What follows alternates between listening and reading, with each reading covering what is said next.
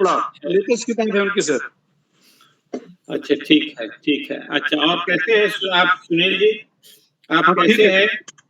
कैसे हैं आप? बहुत दिनों के बाद आपसे बात हो रही है। हाँ बिल्कुल। कैसे हैं? सब कुशल है? अच्छे हैं। अच्छा ठीक है, थैंक यू, बहुत अच्छा किया आप आ गए। नहीं, मैं कल भी था, मैं वीडियो पे नहीं था, मैं कल पूरा अटेंड किया था और कल का अल्टीमेट था एकदम। हाँ ठीक है, मैं असल में मैंने समझा कोई और सुनील कुमार है, तो इसलिए पूछा। नहीं, आपने तो इसको पहले रिकमेंड किया है, अभी तक हमने लिया नहीं है उस किताब को, लेकिन लेंगे। चलिए, बड़ा अच्छा हुआ। अमिताभ जी, इनका स्वागत करिए। ये बड़े ही प्रबुद्ध व्यक्ति हैं और आते रहेंगे तो बड़ा अच्छा रहेगा। हाँ सुनील जी, बहुत बहुत स्वागत है आपका। Thank you sir. और डॉक्टर उमा शंकर जी भी आ गए, IFS जिनका आज लेक्चर है। उमा शंकर जी आ गए। रिक्वेस्ट कर लें। Thank you sir, thank you sir, thank you. तो अब मेरा ख्याल है अमिताभ जी जैसे जैसे लोग आते रहेंगे वैसे इंट्रोड्यूस कर दीजिएगा, क्योंकि इस विषय जो है बड़ा इंटरेस्टिंग है और हम समझते हैं कि हम लोगों को समय का पूरा लाभ लेना चाहिए। बिल्कुल, तो जल्दी ही शुरू कर देंगे। बिल्कुल शुरू कर देंगे। प्रोफेसर आभा रानी SCRT से ज्वाइन की हैं। आभा रानी, आप पहली बार आई हैं, तो आपको बहुत अच्छा लगेगा। आप देखिएगा, आज का सब्जेक्ट भी बहुत अच्छा है। आज के स्पीकर भी one of the best speaker हैं, डॉक्टर उमा शंकर जी IFS हैं। Yeah, and last time Uma Shankar ji when gave his talk on the status of the forest, one of the highest viewers we have in the video recording. Yeah. So that is and it was appreciated at the master attendance conference also. Thank you. प्रणाम sir. प्रणाम Amitabh ji, without wasting the time, you can request Akhori Maheshwar Prasad Saab, who is the chairman of our group, to start beginning, and while welcoming the Dr. Uma Shankar Singh, he will be starting the program today. So over to अब हमारे Amitabh ji. बीच में चंद्रेश्वर खान साहब भी आ गए, विद्वान साहब चंद्रेश्वर खान साहब, वो भी आ गए। हाँ, ये हमारे बड़े बड़े सब विद्वान आ गए। प्रणाम। अभी नागेश झा जी को हम लोग मिस कर रहे हैं, नागेश झा भी आएंगे। अभी बहुत सारे लोग आने वाले हैं। आभा रानी जी, आप अपना इंट्रोडक्शन दे दीजिए तब तक जल्दी से। आभा रानी जी। सभी को प्रणाम। मैं राज्य शिक्षा शोध एवं प्रशिक्षण परिषद में व्याख्याता थी। अभी मैं सचिवालय में, मैं बिहार शिक्षा सेवा की पदाधिकारी हूँ और मेरा काम रहा है, मैं ज्यादा दिन काम की हूँ बिहार शिक्षा परियोजना परिषद, जो बिहार एजुकेशन प्रोजेक्ट काउंसिल है। उसमें हम लोगों ने टेक्स्ट बुक डेवलपमेंट का काम शुरू किया था, पहली बार पार्टिसिपेटरी मोड में, जो सरकारी विद्यालयों में बिहार सरकार में पुस्तकें चलती हैं उनके विकास का। और राज्य स्तर पर मैं मास्टर ट्रेनर्स, जो टीचर्स ट्रेनिंग के होते हैं, उनको तैयार करती रही हूँ। टीचर्स ट्रेनिंग मॉड्यूल बनाते रही हूँ। वो 25 से ज्यादा करीब हम लोगों ने BP में ट्रेनिंग मॉड्यूल बनाया था, फिर SCRT में आ गई थी और टेक्स्ट बुक भी 40 से ज्यादा विकसित की थी उसमें, बिहार शिक्षा परियोजना परिषद में जब थी, बिहार एजुकेशन प्रोजेक्ट काउंसिल में। उसके बाद मैं जिला शिक्षा एवं प्रशिक्षण संस्थान जो डाइट है उसकी प्राचार्य थी, प्रिंसिपल थी, जब BPC के बाद गई वहां, और वहां से फिर मैं SCRT आई। अभी मैं सेक्रेटेरिएट में हूँ, डायरेक्टर एडमिनिस्ट्रेशन ऑफिस में। अरे वाह, बहुत बढ़िया। तो एक और विद्वान भी हमारे बीच में आ गए और मैं आभा रानी से रिक्वेस्ट करूंगा कि एक स्पीच और दें, हमारे बीच में भी दें, अपने शिक्षा विभाग का परिचय दें। तो अपनी सहमति दें, एक रविवार उनके लिए रखूंगा। अच्छा, और हमारे बीच में भी विद्यानाथ झा जी मतलब एक्सट्रीम स्कॉलर हैं, उनके बारे में जितना भी कहा जाए कम है। वो भी आ गए हैं। उनका इतना सुंदर पावर पॉइंट प्रेजेंटेशन, उनकी इंग्लिश हिंदी इतनी स्ट्रांग है। हम लोग बहुत लकी हैं कि विद्यानाथ झा जी को पाए। और उसके साथ पल्लव जी दिल्ली से आ गए। पल्लव जी का भी presentation one of the best हुआ था। और हमारे विद्वान नागेश झा भी आ गए, नागेश झा जी भी आ गए। अब स्टार्ट कर नागेश दिया झा जाए जी अमिताभ जी। अब अखौरी माहेश्वर प्रसाद साहब से, जो हमारे चेयरमैन हैं और आईएएस सेवा में रहे हैं और इनकम टैक्स कमिश्नर के रूप में आप बॉम्बे में रहे और इतने विद्वान हैं सर, से मेरे ख्याल से आप रिक्वेस्ट करें फॉर्मल, और फिर इस कार्यक्रम को स्टार्ट कर दिया जाए। हाँ, हमारे प्रसाद साहब आ गए हैं और वो अमेरिका से बोल रहे हैं। उनको इतना इसका शौक है और उनका आशीर्वाद हम लोगों को मिल रहा है। वो अमेरिका से हम लोगों को ज्वाइन किए हुए हैं। अभी बहुत सारे लोग और आएंगे। 14 हो गए हैं, 14 हम लोग चाहेंगे कि इस बीच हम लोग चाहेंगे कि प्रसाद साहब इसको शुरू कर दें, फिर हम चंद्रेश्वर खान और बाकी विद्वानों के बारे में अपना उनका परिचय देंगे। तो चंद्रेश्वर, ये प्रसाद साहब प्लीज स्टार्ट कर दीजिए और हमारे विद्वान डॉक्टर उमा शंकर जी का स्वागत करते हुए उनको बोलने की इजाजत दीजिए। बिल्कुल। अच्छा, थैंक यू। इजाजत तो है ही, बस दो शब्द मैं कहना चाहता हूँ। अभी विद्वान एक राधा कृष्णन जी भी आ गए। Radha Krishnan ji, welcome. You are very active member in our webinar group. Chandreshwar Khan भी दिखाई पड़ रहे हैं, बड़ी खुशी की बात है। देखिए, मैं अमिताभ जी, मैं आपको रोक नहीं रहा हूँ। पिछले दिन हम लोग समय कम हो जाता है, इसलिए हम लोग जल्दी शुरू करेंगे। एक दो ही शब्द मैं कहना चाहता हूँ। एक तो स्वागत करता हूँ जो हमारे मुख्य वक्ता हैं, उनका बहुत बहुत स्वागत है। और ये विषय जो आप हम लोगों को बताएंगे इसके बारे में, वो विषय अब इतना वो इम्पोर्टेंट हो गया है सारे विश्व में। सारे विश्व में वो आज एक ही बात सोच के आ रही है कि क्लाइमेट पर कैसे कंट्रोल करें। लेकिन मुझे ये दो शब्द पहले ही कहता हूँ कि इस विषय पर भी विवाद हो गया है। बहुत लोग अमेरिका में कहते हैं कहाँ क्लाइमेट कंट्रोल, कहाँ ग्लोबल वार्मिंग है, अब तो ये ग्लोबल कूलिंग हो रहा है। तो ये बड़ी अजीब सी बात है कि साइंटिफिक फैक्ट को पर भी लोग विवाद उत्पन्न कर देते हैं।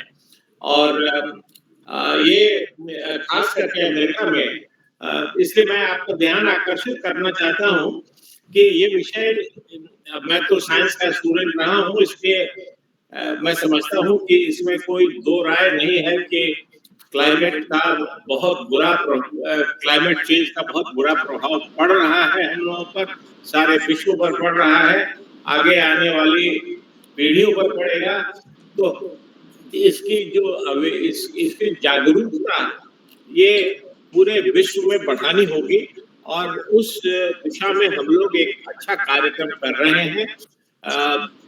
हर सैटरडे को अमिताभ जी ये जो फोरम पर जो डिस्कस करते हैं और हम लोग आते हैं, तो मैं यही कहूँगा कि अभी ग्लोबल वार्मिंग है और इसके बारे में इसके जो साइंटिफिक पहलू हैं उनको हम लोग को अच्छी तरह से समझा दीजिए, ताकि हम लोग अब बिल्कुल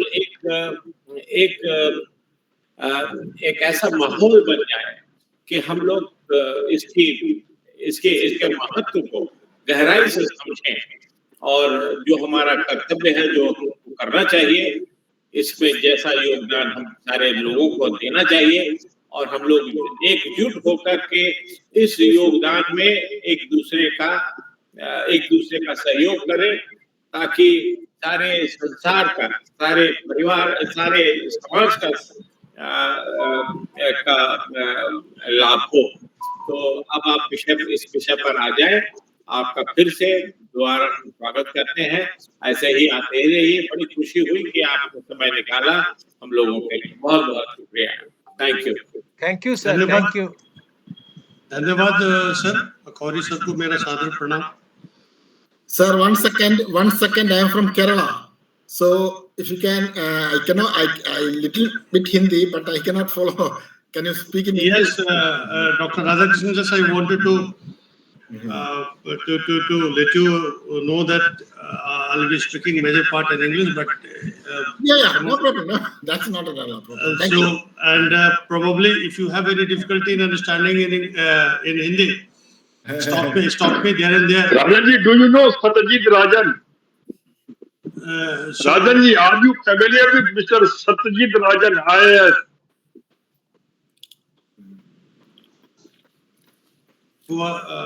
Are you speaking to me, sir? Hello. Radha Krishnan जी से मैं पूछ रहा हूँ. There is one guy, Satyajit Rajan, Indian Administrative Service, Government of India. Dr. Radhakrishnan, you are probably he's asking you whether you know Satyajit Rajan or not. Yeah, I have heard of him. I think I have known him. Satyajit sir has worked in Kerala also. Nagesh Haji, he knows you. He knows it. Yeah, Satyajit Rajan is my junior of Netrahat School and very much obedient to me. That's why, and he speaks Hindi, understands Hindi very well. Thank you. Okay. So I will request Dr. Umar to use both English and Hindi also, because some people are also there who want Hindi. So English is no problem for us. For some persons, English may be a problem from Lucknow and other places. Yes.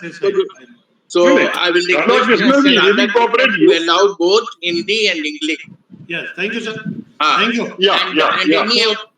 Any question if you want to ask or any addition you want to add, you are welcome to know, and you can put your questions and additions in English only. Thank you. No problem. Thank you. No problem, because all are scholars. So good evening, everyone. Good evening, sir. Good evening. Continue, please. And good evening. Extremely honored to be with you with such a gathering, beautiful gathering, the learned people. In fact, I just want to let you know that I understand and I learn many things out of you. Before I begin, I would like to address to Nagesh Jhaji and Pallav ji. जब पिछली बार हम लोगों ने बात की थी, just I'm going to speak in Hindi because they were I was asked in Hindi. Okay. कि जब इन्होंने कहा था तो मैं थोड़ा सा विचलित हुआ था. इन्होंने कहा था कि you are talking about problems but you should also come out with the solutions. There are two kinds of bosses in your life when you get into a government job. The first set of boss, when you go with a solution and then when you come out of the room, you come out with the problems. And the second set of boss is when you go with a problem and you come out with a solution. So it does not apply to me. लेकिन Nagesh Jha sir जब आपने ये बात कही तो मैं सोचता रहा कि कहाँ मैं गलत हो रहा हूँ, कि ऐसा तो नहीं हो रहा है कि मैं सरकारी नीतियों का विश्लेषण करते करते सिर्फ उसमें कमियां ही देख रहा हूँ. आपने कहा कि कुछ सुधार की बात भी करिए. पल्लव जी से मैं कहना चाहूंगा, पिछले डिस्कशन और आज के डिस्कशन में क्या हुआ कि पार्लियामेंट ने फॉरेस्ट कंजर्वेशन एक्ट को जेपीसी ने क्लियर कर दिया और अब ये पार्लियामेंट के फ्लोर पे आ गया है और ये पास भी हो जाएगा. अब देखिए इसका क्या सॉल्यूशन हो सकता है. Already in last 5 years we have lost somewhere around 30,000 hectares of forest land. It is not a question of forest land, it is the question of forest and the biodiversity. It is not a question of forest, it is a question of native forest, which contains n number of components of an ecosystem. Once they are lost, they will not come back to us anytime soon. A forest takes thousands and thousands years to be formed into one forest ecosystem. तो नागेश झा जी, मुझे लग रहा था कि मैं क्या करूं, अब इसका क्या उपाय ढूंढूं मैं. मैंने जेपीसी को, जॉइंट पार्लियामेंट्री कमेटी को एक चिट्ठी लिखी और हमने सारे सुझाव दिए कि आप इन कारणों से फॉरेस्ट कंजर्वेशन एक्ट को डाइल्यूट ना करिए और मुझे एक पर्सनल मौका दीजिए कि मैं आऊं और आपके सामने अपनी बातों को रख सकूं। उन्होंने मुझे मौका नहीं दिया। अब जिस दिन ये एक्ट अमेंड हो जाएगा, forest is gone almost for ever. अब हम फॉरेस्ट को दोबारा नहीं उस फॉर्म में देख पाएंगे। एक तो ये बात है। दूसरी बात ये थी पल्लू साहब कि एनवायरनमेंट की भी हालत वही है, क्लाइमेट चेंज की भी हालत वही है। We all understand that the climate change is happening because of the carbon dioxide emissions in the atmosphere. Besides methane, and the concentration of carbon dioxide is so high, it has gone up to the level of 417 ppm, parts per million. It is irreversible, sir. The life cycle of carbon dioxide is somewhere around 200 to 300 years. Even if you come to zero, even if India becomes net zero, we stop emitting carbon dioxide, if we stop doing anything, the earth will keep on warming till 300 years. Can we stop it? We have no solution, sir. No solution at all. Now let me begin with the climate change. Sir, there was a report which was published in those who are aware with the science may know that Nature is a journal which is probably highest rating globally. Nature is एक publication पे एक छापा एक लेख को, एक article को। वो आर्टिकल बड़ा सिंपल है और कहता क्या है कि 15 million people are exposed to GLOF. GLOF means glacier lake outburst flood. This article also says that half of the populations are likely to be impacted adversely in 4 countries, namely India, Pakistan, Peru and China. अब आप सोचिए कि जिस दिन एक the glaciers are supposed to be melting anytime soon. In fact, the melting rate has more than 47 to 50 meters per annum. अब आप सोचिए सर कि जब ये हो जाएगा, जब मेल्टिंग होगा, तो what will happen to the country's water? आप और हम नदियों से पानी लेते हैं. India is a country which shares 2.5% of the earth's share globally. It supports 18% of the population and it has 4% underground water. That's very simple. Water. Himanshu Chaudhary from Kolkata, IAS, senior IAS. He has also joined. Welcome, sir. Welcome, sir. Water. India is a water scarce country. क्या होगा पानी का? Himalayas. We had 2 Himalaya tsunamis. One happened in 2013. The date was 16th to 17th June. We all know what happened. बड़ा simple था. Chorabari lake में Chorabari glacier आ रहा था और वो जो ग्लेशियर है उस ग्लेशियर में 16 से 17 तारीख के बीच में बहुत बड़ी बारिश होती है. बारिश क्यों होती है? Normally the monsoon is supposed to come in the northern part of the country by 1st July. This is the standard practice. This came early because of the climate change. This came early somewhere around 15th June, 13th and 15th June in 2013. उस समय क्या होता है कि जो westerly होता है, westerly retreat कर जाता है और वो अपने जो लैटिट्यूड है वो नीचे वाले लैटिट्यूड पे चला गया, वेस्टर्नली भी उस समय एक्टिव हो गया और नतीजा ये हुआ कि जो बाढ़ आई उससे केदारनाथ हमारा खतरे में पड़ गया। 80% of the communication system that includes road in Uttarakhand was simply washed away. 270 villages were washed away. More than 10,000 people died. More than 12,000 livestock just simply perished. अब आप बताइए कि हम लोग इस क्लाइमेट चेंज में, I just tell you one incidence, forest fire की वजह से जो ब्लैक कार्बन जमा हो रहा है ग्लेशियर्स पे, और इस ग्लेशियर्स को और जल्दी मेल्ट करता है, जो melting process has become very fast. Today we have as many as 15 to 16,000 glaciers on the Himalayas. And सिर्फ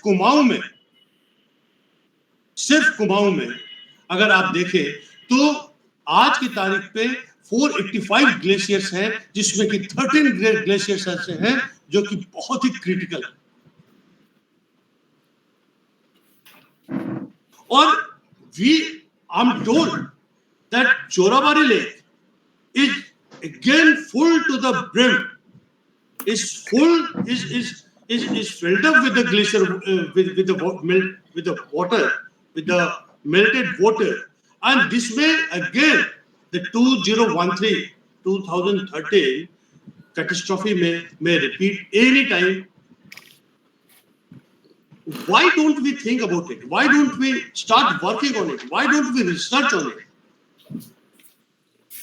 But India is a country where the research activities are relegated to the backseat.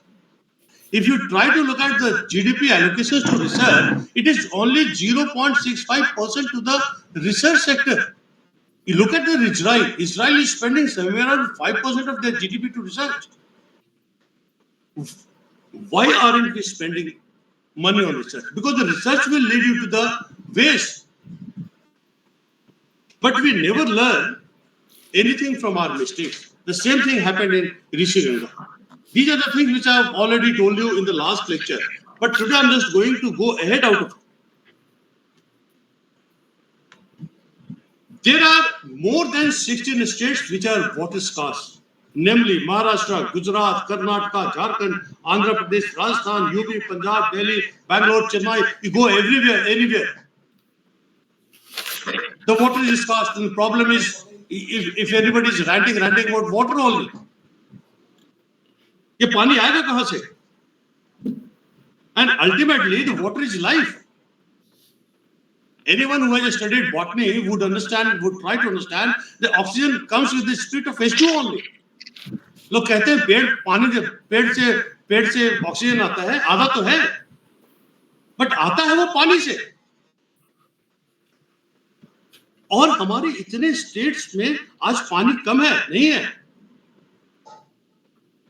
आज क्या कारण है कि 13 districts हैं उत्तराखंड में, जिसमें कि 7 डिस्ट्रिक्ट्स हैं फॉरेस्ट खत्म हो रहा है. Why this so happens that in last 30 years we have lost 50,000 hectares of forest land? Nobody looks at it. आज आप देख लीजिए heat wave. Heat wave is a very simple thing, very simple phenomenon. But you try to understand, there was a report published as a State of India's Environment 2022. This is the latest report. और ये report क्या कहता है? What is this state? This report says that in between 11th March and 18th May, of 2022, we had 280 heat waves. And would you believe that 54% of the heat waves occurred in 5 states?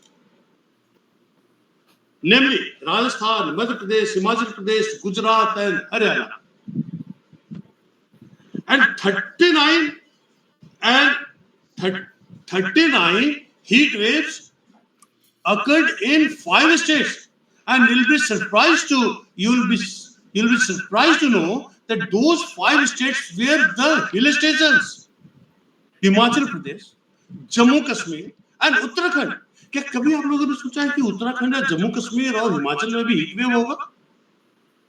क्या ये संभव हो सकता है? कभी आपने सपने में भी नहीं सोचा होगा जब आप छोटे बच्चे होंगे। कौन सोचता है? आज वहां पे स्थिति है कि हीट वेव से, और हीट वेव ऐसे लोगों को नहीं मारता है। In last 20 years, if the recorded death in between 78 and 99, 5,330 deaths took place. 5,330 लोग हीट वेव से मरे पूरे इंडिया में, और 2003 में 3,054 लोग मरे। आप देखिए, 20 साल में 5,000 मरते हैं और 1 साल में 3,000 मरते हैं। 2015 में 2,248 लोग मरते हैं। हम और आप समझते हैं हीट वेव कैसे काम करता है। हीट वेव ऐसे नहीं है कि आपको लू लग गया और आप मर गए। Heat waves research, this is a recorded fact कि हीट वेव्स 60 to 80% केसेस में वो लोग मरते हैं जो अबव 60 इयर्स एज के हैं। लैंसेट में पब्लिश्ड आर्टिकल। हमारे कंट्री में 93% लोग अनऑर्गेनाइज्ड सेक्टर में हैं। आप सोचिए कि वो लोग अनऑर्गेनाइज्ड सेक्टर में हैं, गरीब लोग हैं जिनके पास रहने की जगह नहीं है। They are the vulnerable group in the climate change. There is a phenomenon called the wet bulb temperature. Wet bulb temperature वो टेम्परेचर है सर जब ह्यूमिडिटी, क्या होता है कि जब आप कल्पना करिए कि बहुत गर्मी हो रही है और पसीना सूख ही नहीं रहा आपका, it's a cooling process of your body. This is again scientifically reported कि अगर आपका ये wet bulb temperature 35 degree Celsius पहुंच जाता है, then what happens? Your body system, your biological system stops working. We are somewhere around 30 to 31 degrees Celsius wet bulb temperature in India. Besides, इसका economic aspect भी है इस heat wave का। 1990 से जब तक ये हमारा रिकॉर्ड है, प्रत्येक वर्ष इंडिया में globally 88 work hours per person is lost because of the heat wave. And in India and Pakistan, 280 hours are lost, working hours are lost. कैसे हमारा इंक्लूसिव ग्रोथ होगा? हमारा इंक्लूसिव ग्रोथ नहीं हो सकता जब एक बड़ा सेक्शन आपका हमारे बीच काम नहीं कर रहा है। और इसके लिए जो क्लाइमेट चेंज है, वो हम और आप इसको रोक नहीं सकते। इसलिए नहीं रोक सकते क्योंकि हमारा और आपका इसके ऊपर कोई नियंत्रण नहीं है। आप मेज के प्रोडक्टिविटी को देख लीजिए, व्हीट के प्रोडक्टिविटी को देख लीजिए। राइस का तो 1.8% प्रोडक्शन में लॉस है, इसकी प्रोडक्टिविटी कम हो गई है। व्हीट रफली 3% के आसपास इसकी प्रोडक्टिविटी कम हो गई है। व्हीट पे भी आगे बात करेंगे। एक बहुत ही अच्छा बीएचयू के रिसर्चर्स ने, there was a group of researchers, उन्होंने 51 इयर्स, लास्ट 1951 से 2016 के बीच में एक रिसर्च की और देखा क्या रिसर्च की फाइंडिंग क्या आई। An increase of 0.5 degree Celsius in temperature would increase the heat related death from 2.8% to 28%. And if this heat wave is if this stays slightly longer, the mortality rate would go up to 78%. This mortality is very, I mean, अभी आपने news में देखा होगा कितने लोगों की death हो गई थी, इवन यूपी में कितने लोगों की डेथ हुई थी हीट वेव से। और दूसरा ये फाइंडिंग था, the second finding was extremely important, that the North India, which is supposed to be a seat of the heat wave, now this is shifting towards those states which are isothermic. The areas which have seashores, probably any one of you who are very aware of the, or who are in touch of the, who are in touch with the climate change, में भी रोई कि गोवा का जो temperature था इस बार मार्च और अप्रैल में 5 डिग्री सेल्सियस नॉर्मल से ज्यादा था। गोवा में स्कूल की छुट्टियां कर दी गई थी। और ये रिपोर्ट, ये स्टडी ये कहता है कि यहां पे there is a spatio temporal shift in heat wave. वैसे स्टेट जो आइसोथर्मिक है, अब वहां पे हीट वेव हो रहा है। तो हमें करना क्या चाहिए? पल्लव जी जरूर पूछेंगे हमसे कि करना क्या चाहिए, आप सुझाव दीजिए। हर एक स्टेट को हीट एक्शन प्लान बनाना होता है, मैंडेटरी है। और दूसरी बात तो यह है कि हमारा जो डिजास्टर मैनेजमेंट एक्ट है उसमें rising temperature and heat wave, इसको उन लोगों ने डिजास्टर का के डेफिनेशन में लिया ही नहीं। तो हीट एक्शन प्लान करीब 18 स्टेट ने बनाए हैं, और उस 18 स्टेट में जो एक्शन प्लान बना उसका भी 50% ने जो वल्नरेबल ग्रुप्स है उसको कंसीडर ही नहीं किया। They have also not taken into considerations the local factors. So ultimately, we are doing. Where are we going? We will just going to end up in a situation where the money is going, but the result will not come. The 50 degrees Celsius has become a new normal nowadays. There was a research, there was a study which was carried out, and the research says that in between 1980 and 2009, I mean, the researchers took a span of they took two spans, one 1980 and 2009, and 2010 and 2019. And क्या पाया उन्होंने? उन्होंने ये देखा कि 1980 और 2009 के बीच में प्रत्येक वर्ष पूरे इंडिया में कहीं न कहीं ऐसे जगह थे, 14 दिन ऐसे थे जहां का टेम्परेचर 50 डिग्री सेल्सियस था। When again we come back to 2009, 10 and 19, ये बढ़ के 26 हो गए। 26 दिन ऐसे थे जहां का टेम्परेचर 50 डिग्री सेल्सियस था। And my dear ladies and gentlemen, let me remind you that 1 degree increase in temperature would decrease somewhere around 1 to 2% of your GDP. 1 to 2%. Sorry. I beg your pardon, sir. एक बार फिर बोलिए sir, क्या 1 to 2% क्या decrease होगा? Repeat. An increase of 1 degree Celsius of temperature, अगर 1 degree Celsius temperature बढ़ता है तो 1 से 2% ग्रोथ रेट है आपका, वो कम हो जाएगा। मैं ये कह रहा हूं। Thank you. ठीक, ओके। अब देखिए, ऐसा होता है कि अभी आपने अब आपको थोड़ा सा एक इंटरेस्टिंग सब्जेक्ट की तरफ ले चलो। अभी आप सभी लोग देख रहे होंगे कि टमाटर आउट ऑफ रीच हो गया। आप कभी नहीं सोच रहे हो कि टमाटर क्यों इसका कीमत बढ़ा है। टमाटर का कीमत अभी यहां पे लखनऊ में 200 रुपए केजी है। आप ये अब इसका तो दो ही चीज समझ में आता है, एक तो या तो इकोनॉमिक्स इसका होगा या तो कुछ एनवायरमेंटल इकोनॉमिक्स होगा। तो इसका दोनों ही चीज है। अजय भाई बता रहे हैं कि रांची में भी 200 रुपए केजी है।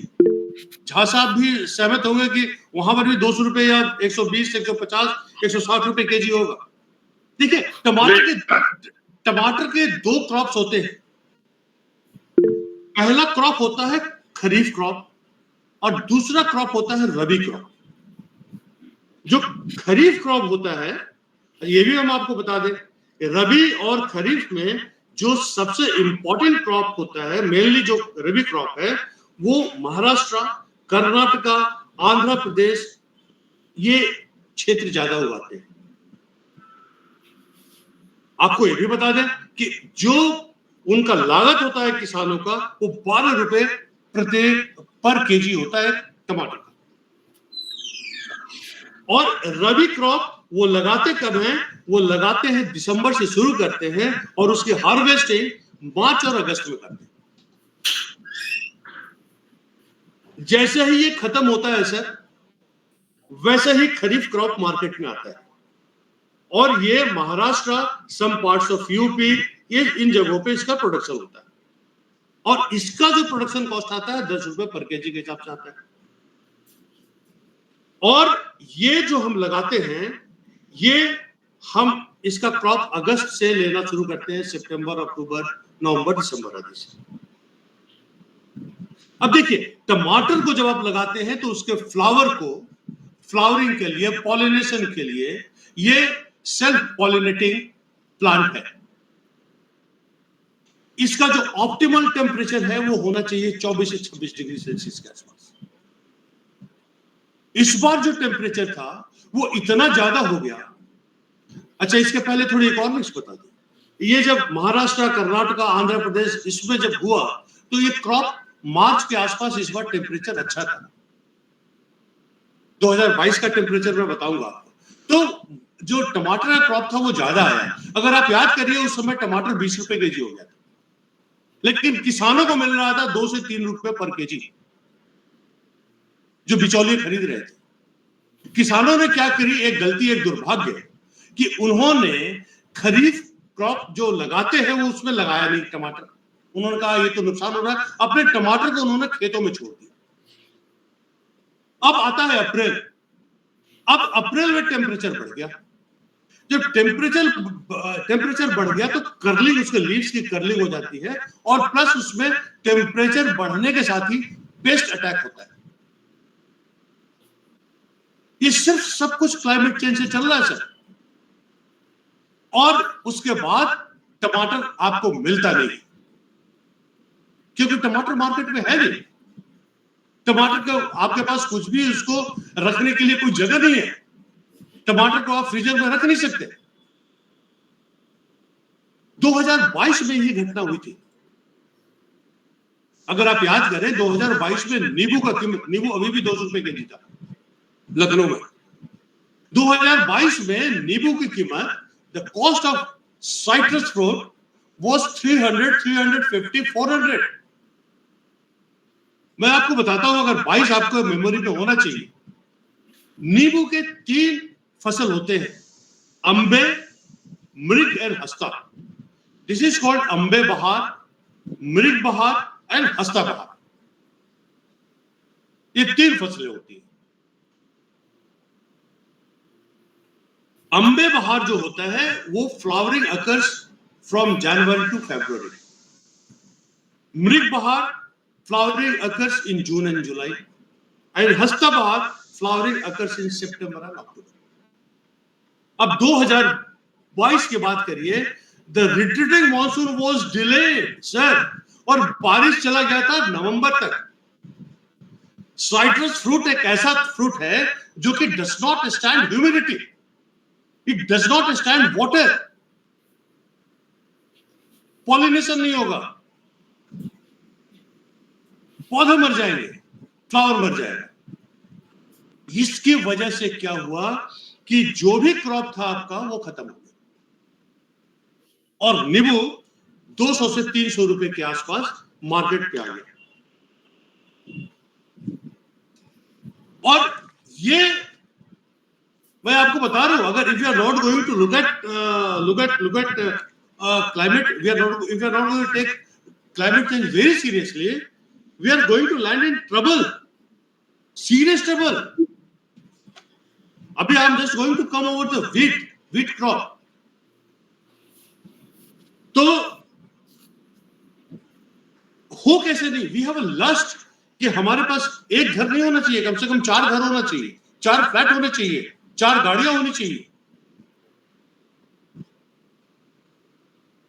जामिया मिलिया के रिसर्चर्स ने क्या किया कि 30 साल में उन्होंने मुंबई को स्टडी की, और मुंबई को स्टडी करने क्या देखा कि last 30 years 40% green cover of the Mumbai has gone, simply gone.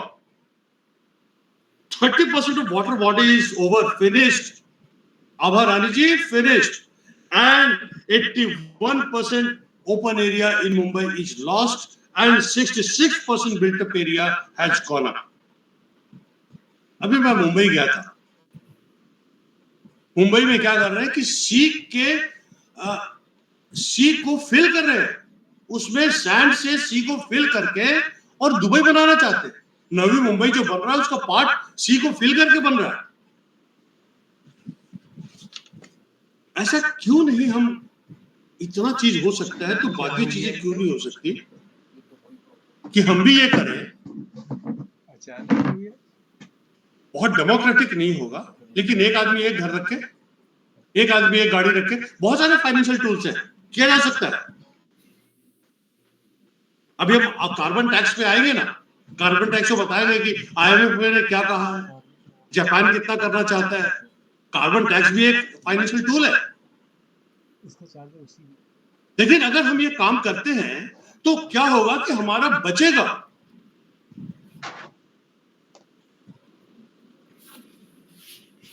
और मैकेंजी की रिपोर्ट है, मैकेंजी की रिपोर्ट ये कहती है कि अगर इसी तरह टेम्परेचर बढ़ता रहा सर खान साहब, तो रफली 2.8 से 4.7 ट्रिलियन US डॉलर का ये जो मैकेंजी की रिपोर्ट है, इसने क्या किया था कि ऑस्ट्रेलिया और एशिया के 16 कंट्रीज के बीच में इसने स्टडी किया और दो अपने पूरे रिपोर्ट के फाइंडिंग्स को 2 भागों में बांटा, social and economic. Economic part क्या कहता है कि अगर टेम्परेचर बढ़ता रहा तो GDP worth 2.8 to 4.7 trillion US dollar will be negatively impacted. This further says the capital assets worth 1.2 US trillion dollar will be destroyed. आपको पता है सर कि अगर आर्कटिक और अंटार्कटिक के सारे स्नो मेल्ट कर जाए तो समुद्र कितना बढ़ेगा? सुनकर आश्चर्य होगा आपको। 230 फीट समुद्र का लेवल ऊपर आ जाएगा।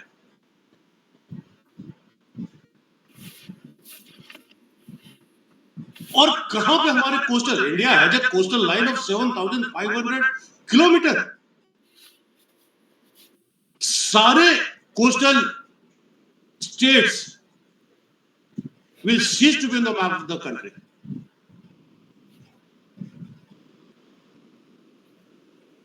लेकिन ऐसा है कि अगर आप अभी तो उनकी बात अलग होगी, लेकिन हमारा एग्रीकल्चर में रफली 47.7% लोग काम करते हैं, इंडस्ट्री में 22%, सर्विस सेक्टर में 31% है। सबसे ज्यादा इंपैक्ट तो इनका होगा। सबसे ज्यादा पहले तो ये मरेंगे। एनर्जी सेक्टर रफली हमारा 70% के आसपास कार्बन डाइऑक्साइड एमिट करता है। एग्रीकल्चर 19.6% करता है। डिफॉरेस्टेशन रफली 19 से 23% करता है। वेस्ट रफली 0.2% करता है।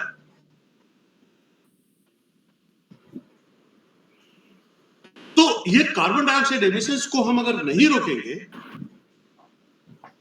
मैं तो ये कहता हूँ कि आईपीसीसी की जितनी मीटिंग स्कॉप वाली हो रही है, अभी शर्मल शेख में हुई, अगली मीटिंग होने वाली है दुबई में,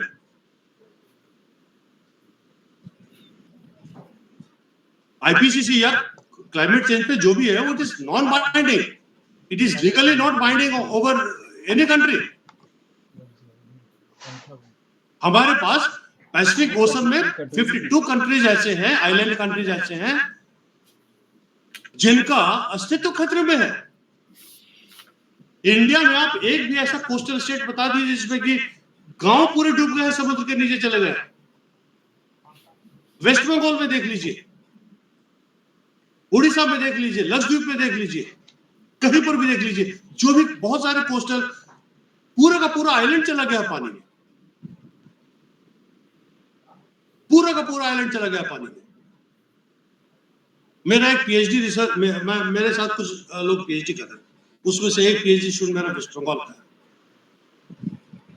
तो मैं एक आइलैंड पे काम कर रहा हूं, उस आइलैंड का नाम है घोरामाड़ा। मैं घोरामाड़ा आइलैंड गया वेस्ट बंगाल, 2-3 दिन वहां बिताए। आजादी के इतने सालों के बाद अभी वहां बिजली नहीं है, पीने को पानी नहीं है, सिर्फ अब 5,000, उसमें अब सिर्फ 5,000 लोग बचे हुए हैं।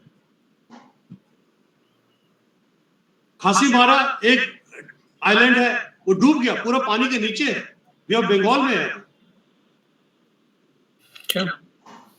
ऐसे बहुत सारे आइलैंड्स हैं जो चले गए पानी के नीचे। 8 ऐसे आइलैंड्स हैं पैसिफिक ओशन में जो पानी के नीचे चले गए।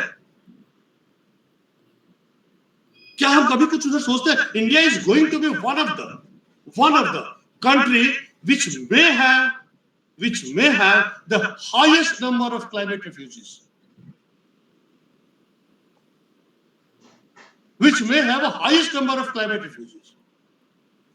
आपको सुनकर आश्चर्य होगा कि ईद में लोग रोजा रखते हैं, जब रोजा खोलते हैं तो कुछ खाते हैं। सोमालिया एक ऐसा कंट्री है जहां पे रोजा खोलने के लिए पीने को पानी नहीं था उनके पास, और पिछले जनवरी से 135 लोग पर डे मर रहे हैं।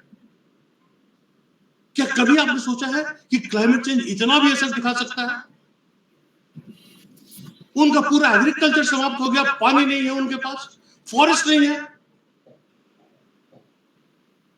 सीरिया की जो लड़ाई है, सीरिया में क्लाइमेट चेंज की वजह से लड़ाई हुई।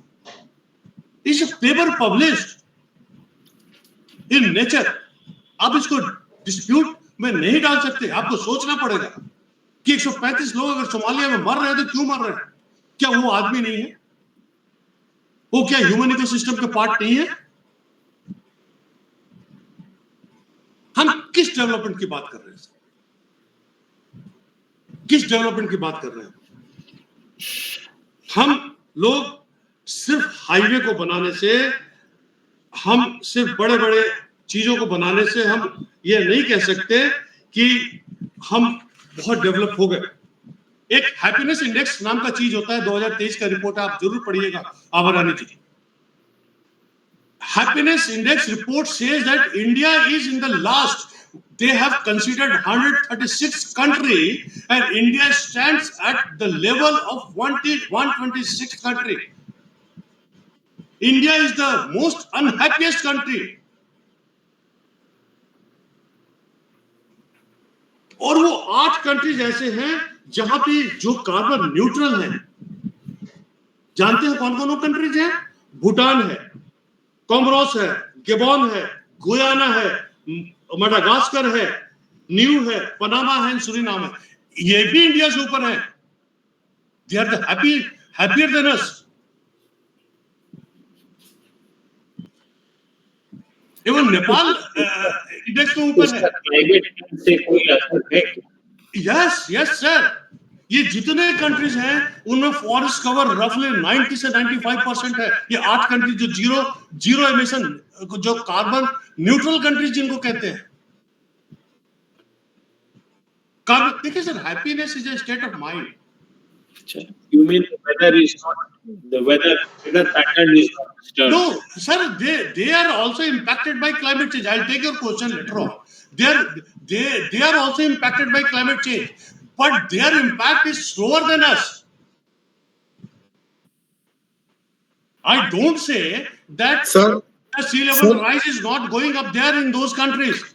sir, I was in Bhutan just 2 weeks back, Yes, and I sir. know what is going on in Bhutan because people are very disciplined. Only natural calamities only there. Yes. They won't do any Yes. harm. But Yes. you should know that Bhutan is a very small state, not culturally and differently from India. India is a very large country. Yes, very. But Sir, don't compare with Bhutan to India. Sir, I'm not even reached half of my lecture. I would like to request you that I'd like to take your questions when the lecture is over, because then I'm again going to come over to China. China is again is much larger than India.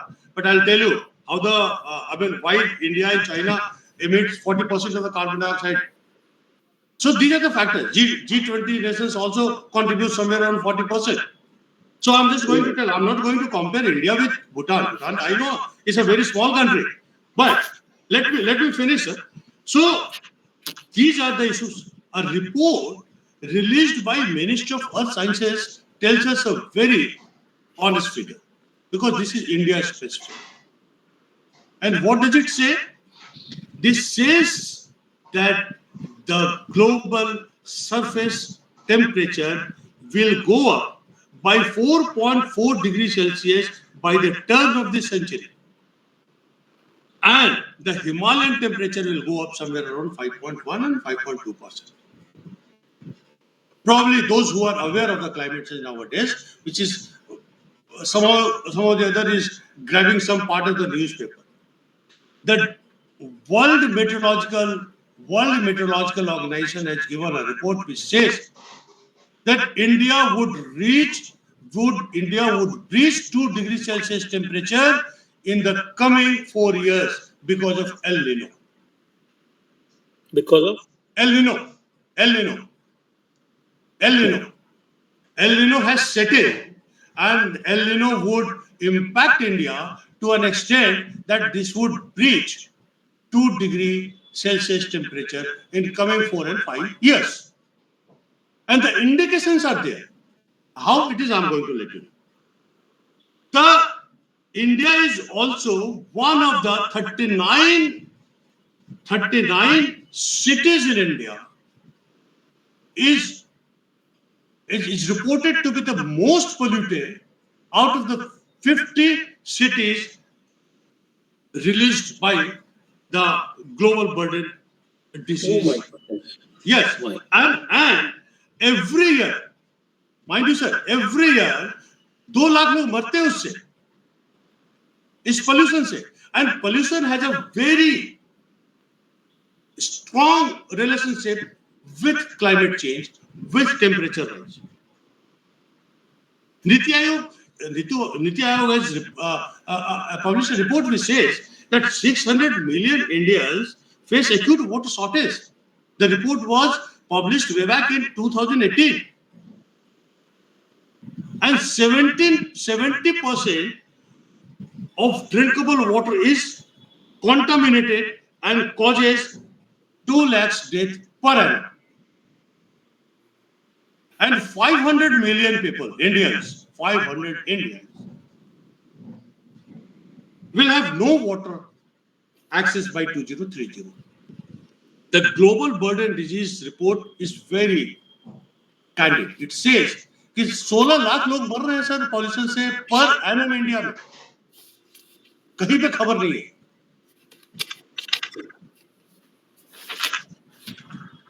लेकिन हम लोग इस पे क्या करेंगे जब temperature rise है? अब आपको 2022 और 23 के गेहूं की बात बताऊंगा. अजय भाई झारखंड से होंगे तो मैं 2022 की उनको बात बता दूं. 2022 में Jharkhand was the one state सबसे कम 121 साल में सबसे कम बारिश हुई थी, मेट्रोलॉजिकल डिपार्टमेंट का रिकॉर्ड. वहां पे क्या होता है, 121 ईयर्स में सबसे कम बारिश हुई थी और होना चाहिए था 627.6 मिलीमीटर वाटर और रेनफॉल, और हुआ वो रफली 371.9 मिलीमीटर वाटर रेनफॉल था। इसका सीधा इम्पैक्ट गेहूं पे पड़ता है। अब गेहूं की बात मैं आपको बताऊं कैसे पड़ता है। वो गेहूं जिस समय the wheat when it is going to ripen, it requires a temperature of somewhere around 26 degrees Celsius to 30 degrees Celsius in the month of March, and a humidity of roughly 20-25%. लेकिन 2022 में क्या हुआ? 2022 में 15 मार्च को टेम्परेचर था 35 degree Celsius, 20 मार्च को temperature था 38 degree Celsius and 30 मार्च को टेम्परेचर था 40 डिग्री सेल्सियस। अल्टीमेटली क्या होता है इसका रिजल्ट कि आपका ऑफिशियली जो अनाउंस करते हैं कि 1.7% व्हीट प्रोडक्शन इंडिया में कम हो गया। जो व्हीट कलेक्शन सेंटर्स होते हैं, सेंटर्स पे भी एक होता है, प्लस प्राइवेट किसान से जो लोग गेहूं खरीदते हैं उन लोगों का भी एक आकलन होता है। But the private sources says that the productivity of wheat had gone down to 10 to 12%. अब आप 2023 का देखिए, मैं I'm just talking about the variability in climatic variability. 23 में 12 मार्च को 35 डिग्री सेल्सियस था, ठीक है, इट्स गुड एनफ, उस समय वो व्हीट मैच्योर करेगा। 30 मार्च को 26 डिग्री सेल्सियस था, ये भी ठीक है गेहूं के लिए। लेकिन सडनली क्या होता है कि 1 से 15 मार्च के बीच में इट इज रेन डेफिसिट, उस समय जो बारिश होती है बारिश नहीं हुई। लेकिन 15 से 30 मार्च के बीच में जो बारिश हुई वो 120.5% एक्सेसिव रेन। जैसे ही बारिश होती है गेहूं के पूरे फसल जमीन पे सो जाते हैं। और 2022 में क्या होता है कि इसी 2022 में झारखंड में जो 8 लाख मीट्रिक टन गेहूं का कलेक्शन झारखंड सरकार ने निर्धारित किया था, the government of Jharkhand had fixed 8 lakhs metric ton of wheat to be collected from the farmers. इनका कलेक्शन सिर्फ 1.3 लाख मेट्रिक टन हुआ।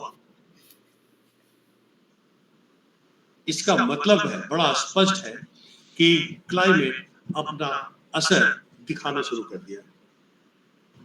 और ये हमारे ऊपर नहीं है, यूरोप में भी वही हो रहा है। यूरोप में अगर पिछले साल आपने सुना होगा तो यूरोप के में तो क्लाइमेट इमरजेंसी लग गया था। टेम्परेचर वैंकूवर में और इन जगहों पे तो कनाडा के वैंकूवर में 38-36 डिग्री सेल्सियस चला गया। इटली का जो लार्जेस्ट लेक है गार्डा, उसमें पानी कम हो गया। आल्प्स में पानी स्नो कम हो गया। और वेनिस के तो बहुत सारे लेक्स क्या सर? यूरोप में 52 डिग्री सेंटीग्रेड जर्मनी में हुआ। हाँ रहा होगा, बिल्कुल रहा होगा। मैं जब बात कर रहा हूं तो ऑन एन एवरेज इसकी बात कर रहा हूं। अब आप सोचिए what will happen if the Ganga shrinks. Ganga is probably the lifeline of our country, and it runs to the extent of 2,704 kilometers. It traverses 11 states, supports 600 million people, and Ganga gives 12% surface water to the people, and it adds 33% to the GDP. ये sir climate change का असर।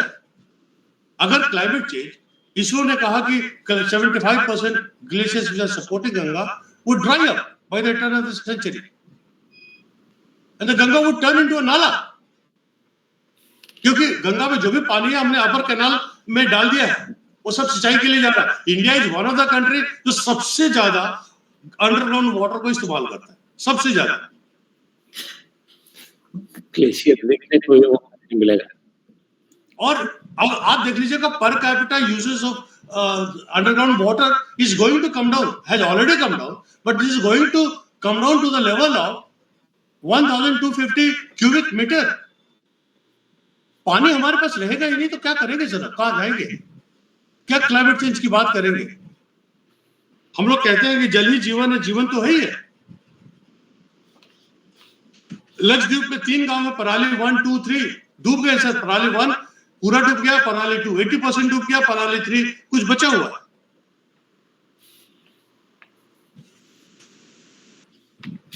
लेकिन हम लोग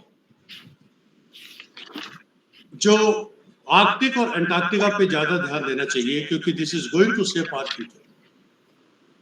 Arctic region has 6% of the global area, which has 13% of the oil and 30% of the global gas share. यहाँ पे दादागिरी है कुछ एक कंट्रीज की, 8 या 9 या 13 कंट्रीज हैं। वो एक आर्कटिक काउंसिल बना रखा है और उस काउंसिल से वो काम चला रहा है। There is a report which says that Arctic ice, snow or ice, Arctic would be ice free by the turn of the century. और उनका लॉजिक क्या है? चाइना कहता है कि अगर हमें माल ले जाना है तो हमारे शिप को कम समय लगेगा। और Arctic is one region where the temperature rise is 5 times more than what we are facing, we are having nowadays.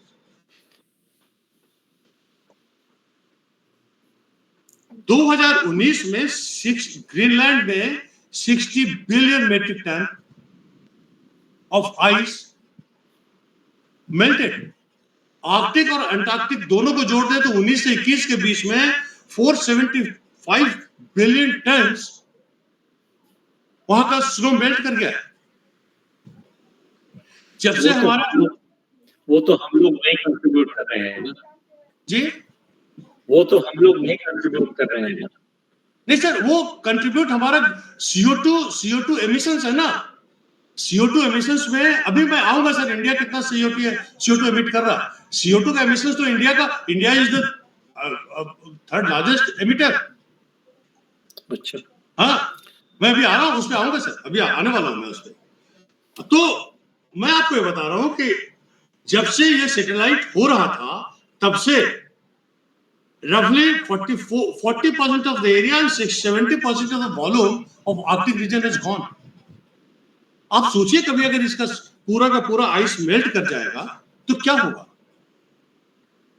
230 feet कितना पानी आ जाएगा कि सारे के सारे जिसको प्रलय कहते हैं, जिसकी कल्पना हम नहीं कर सकते, वो हो जाएगा।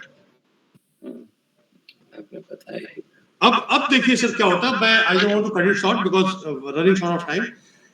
प्रधानमंत्री जी जाते हैं, now I am coming to the real core of climate change.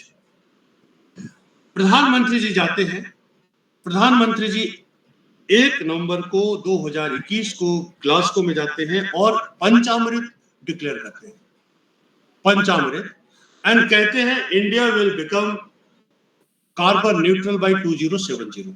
Fine, I agree. by 2070।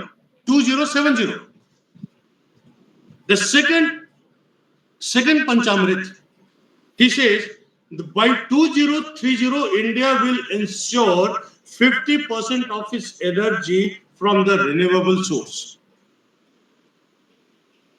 The third Panchamrit is India will reduce 1 billion tons of carbon dioxide by 2030. This is the third Panchamrit. Fourth Panchamrit is India will also reduce its carbon intensity in emission by 45% to its per GDP by 2030. India will also install 500 gigawatt of renewable energy by 2030. Let us work it out. How this is going to happen? तो repeat करते तो अच्छा था।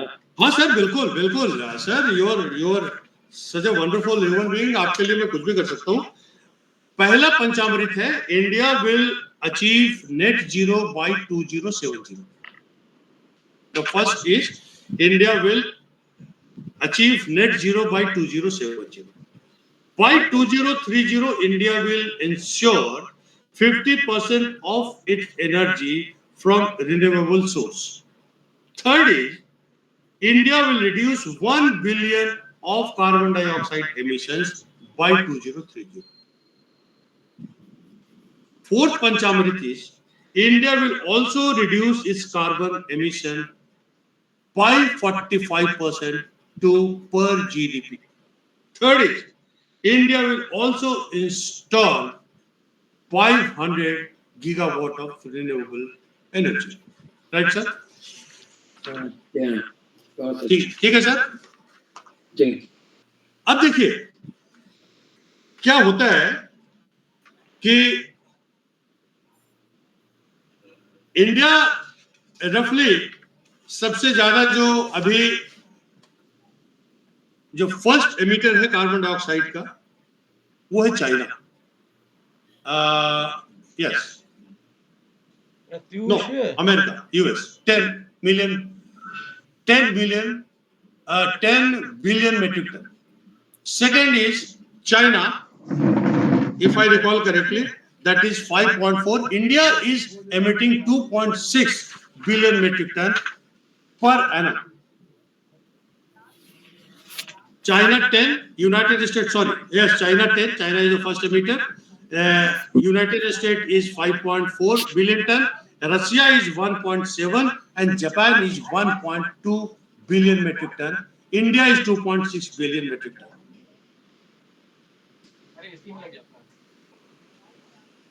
अब यहां से sir थोड़ा सा समझने की चीज है, मैं आपको बताऊंगा।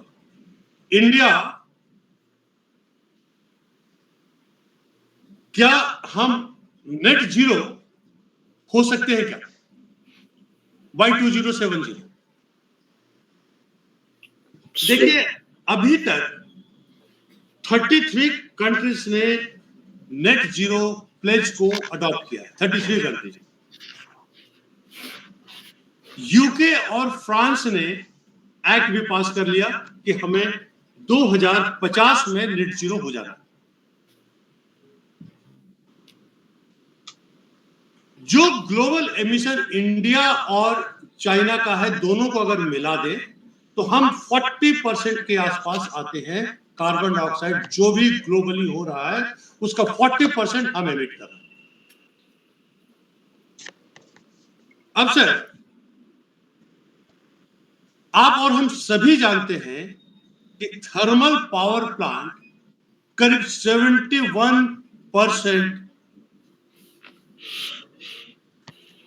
71% CO2 या एनर्जी सेक्टर आप कह लें 71% CO2 एमिट करता है। हर कंट्री को एक पेरिस क्लाइमेट चेंज के बाद, कॉप के बाद, एक INDC देना था, इंटेंडेड डिटरमाइंड नेशनल कंट्रीब्यूशन। अभी आज की तारीख पे अगर इंडिया को हम देखें तो जो थर्मल पावर है 71% कंट्रीब्यूट करता है एनर्जी सेक्टर में। रिन्यूएबल जो सोर्स है वो 10.7% करता है। Against a target of 500 gigawatt, India has achieved 168 gigawatt of renewable energy as on today. Last year जो शर्मल शेख में IPCC या जो कॉप की बैठक हुई थी, if the INDC if the NDC is taken into consideration, आप छोड़ दीजिए सबों को, सभी कंट्रीज ने दे दिया है कि हम इतना CO2 एमिट करेंगे, अगर उसी को हम ले लेते हैं, if they are taken into consideration, the temperature rise, the 16.5% temperature would go up globally, because we are not honest to the core, हम इस पे काम करना नहीं चाहते।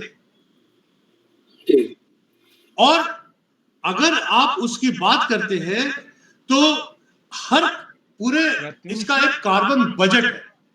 कार्बन बजट ये कहता है, the IPCC says that in order to keep the temperature within a limit of 1.5 degrees Celsius, we have to have 1000 gigaton of carbon into atmosphere. ये हमारा कार्बन बजट है, इससे ऊपर अगर हम जाएंगे तो 100.5 डिग्री सेल्सियस को ब्रीच करेंगे। और अभी हमारे पास जो बजट में अब सिर्फ जो स्पेस बचा है वो स्पेस है 55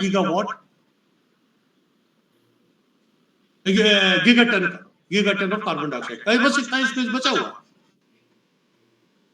और द बिजनेस एज यूजुअल, अगर अभी ही जो रफ्तार है, अगर हम उसी को कंटिन्यू करें तो 90% of 55 gigatonne of carbon dioxide would be accomplished in 2030।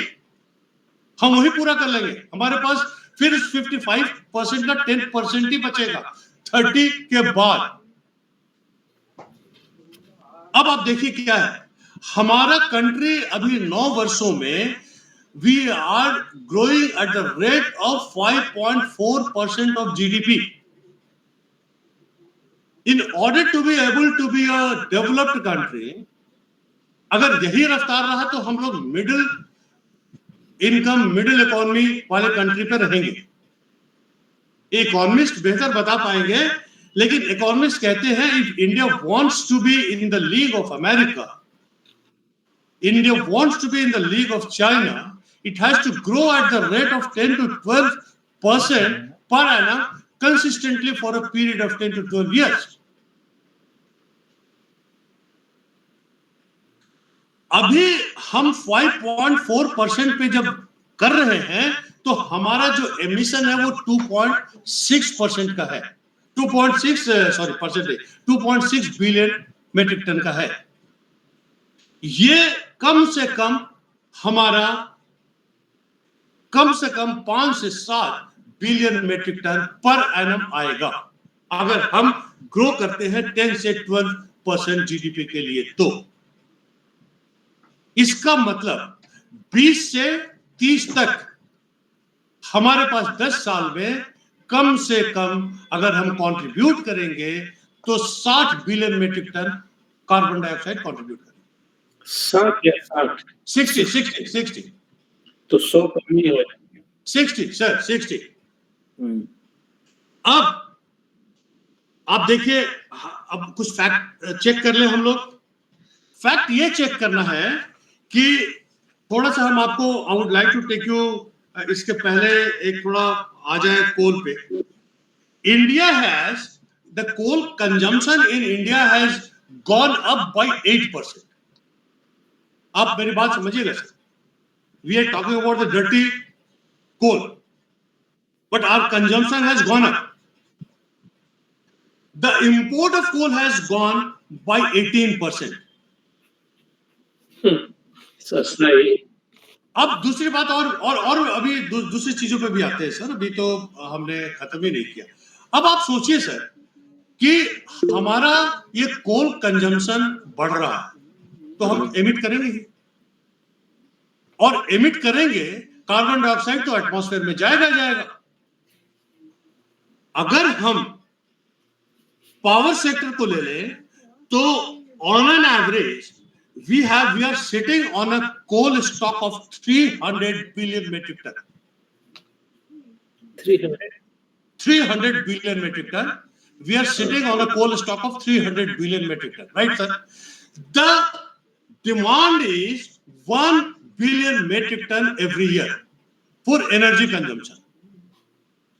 Our production is roughly 600 million metric ton. अब हम इसको रिलेट करें बिजली से. देखिए, बिजली का हमारा जो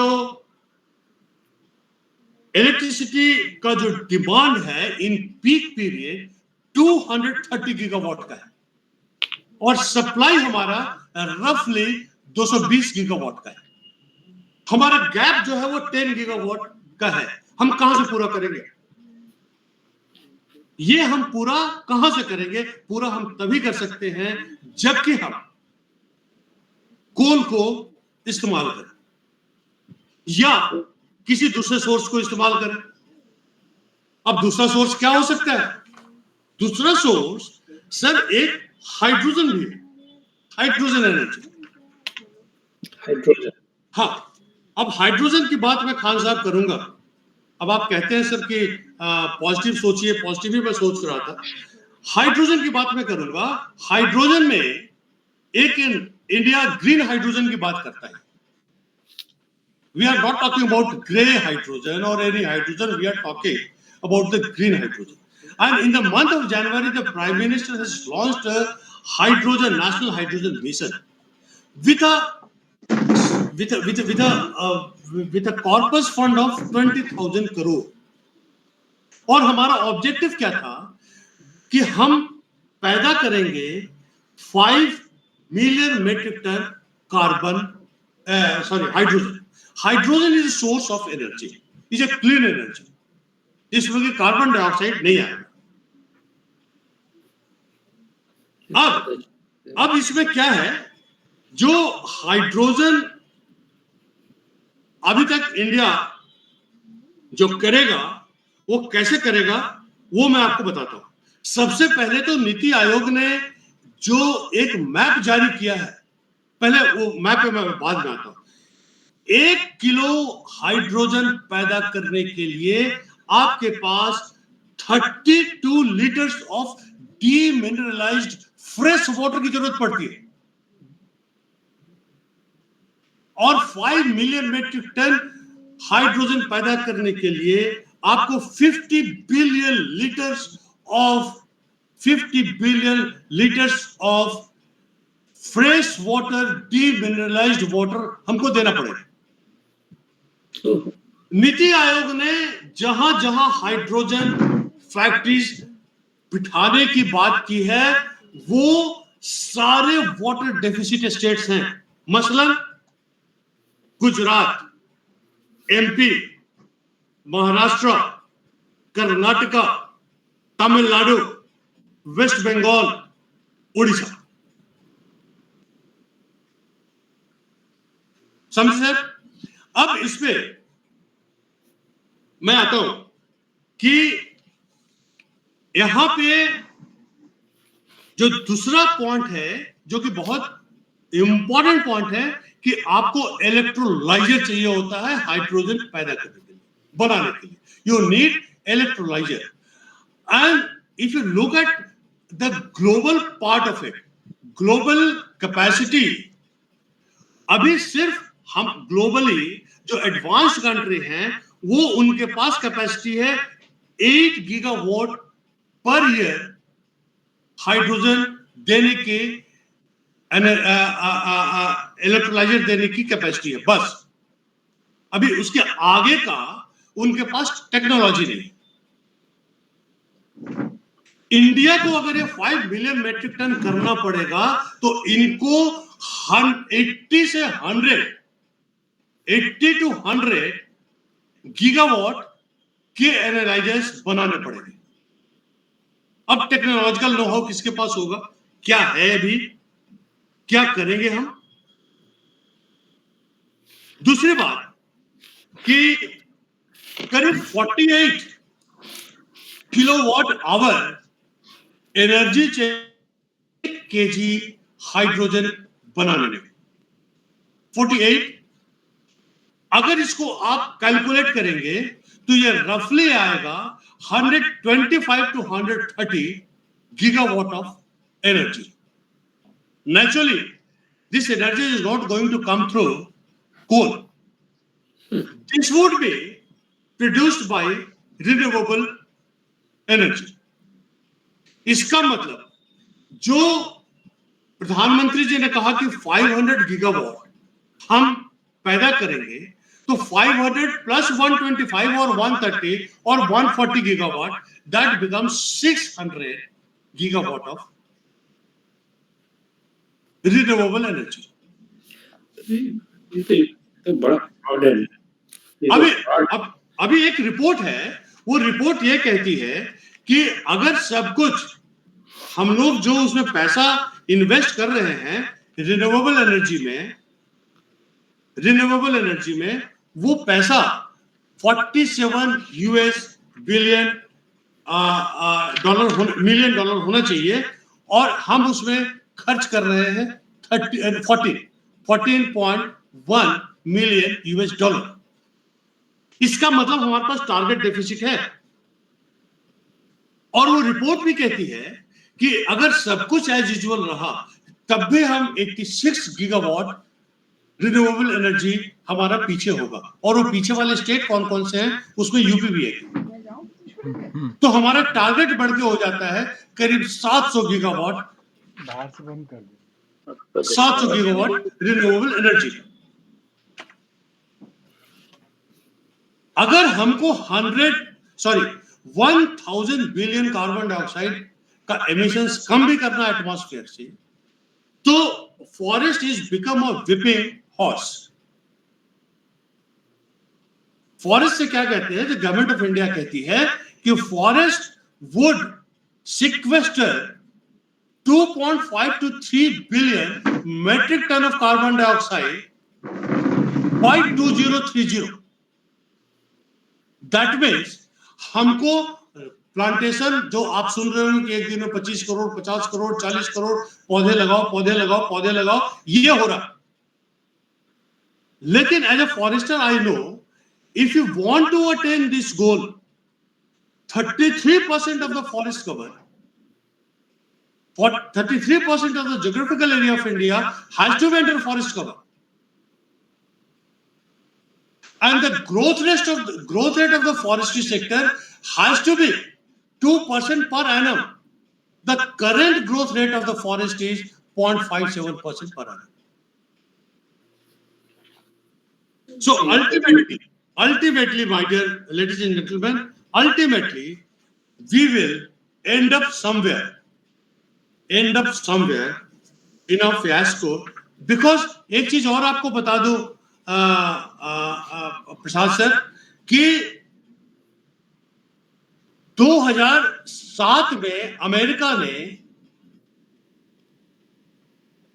पीक कर लिया. कहता है कि 2050 में अमेरिका कार्बन न्यूट्रल हो जाएगा.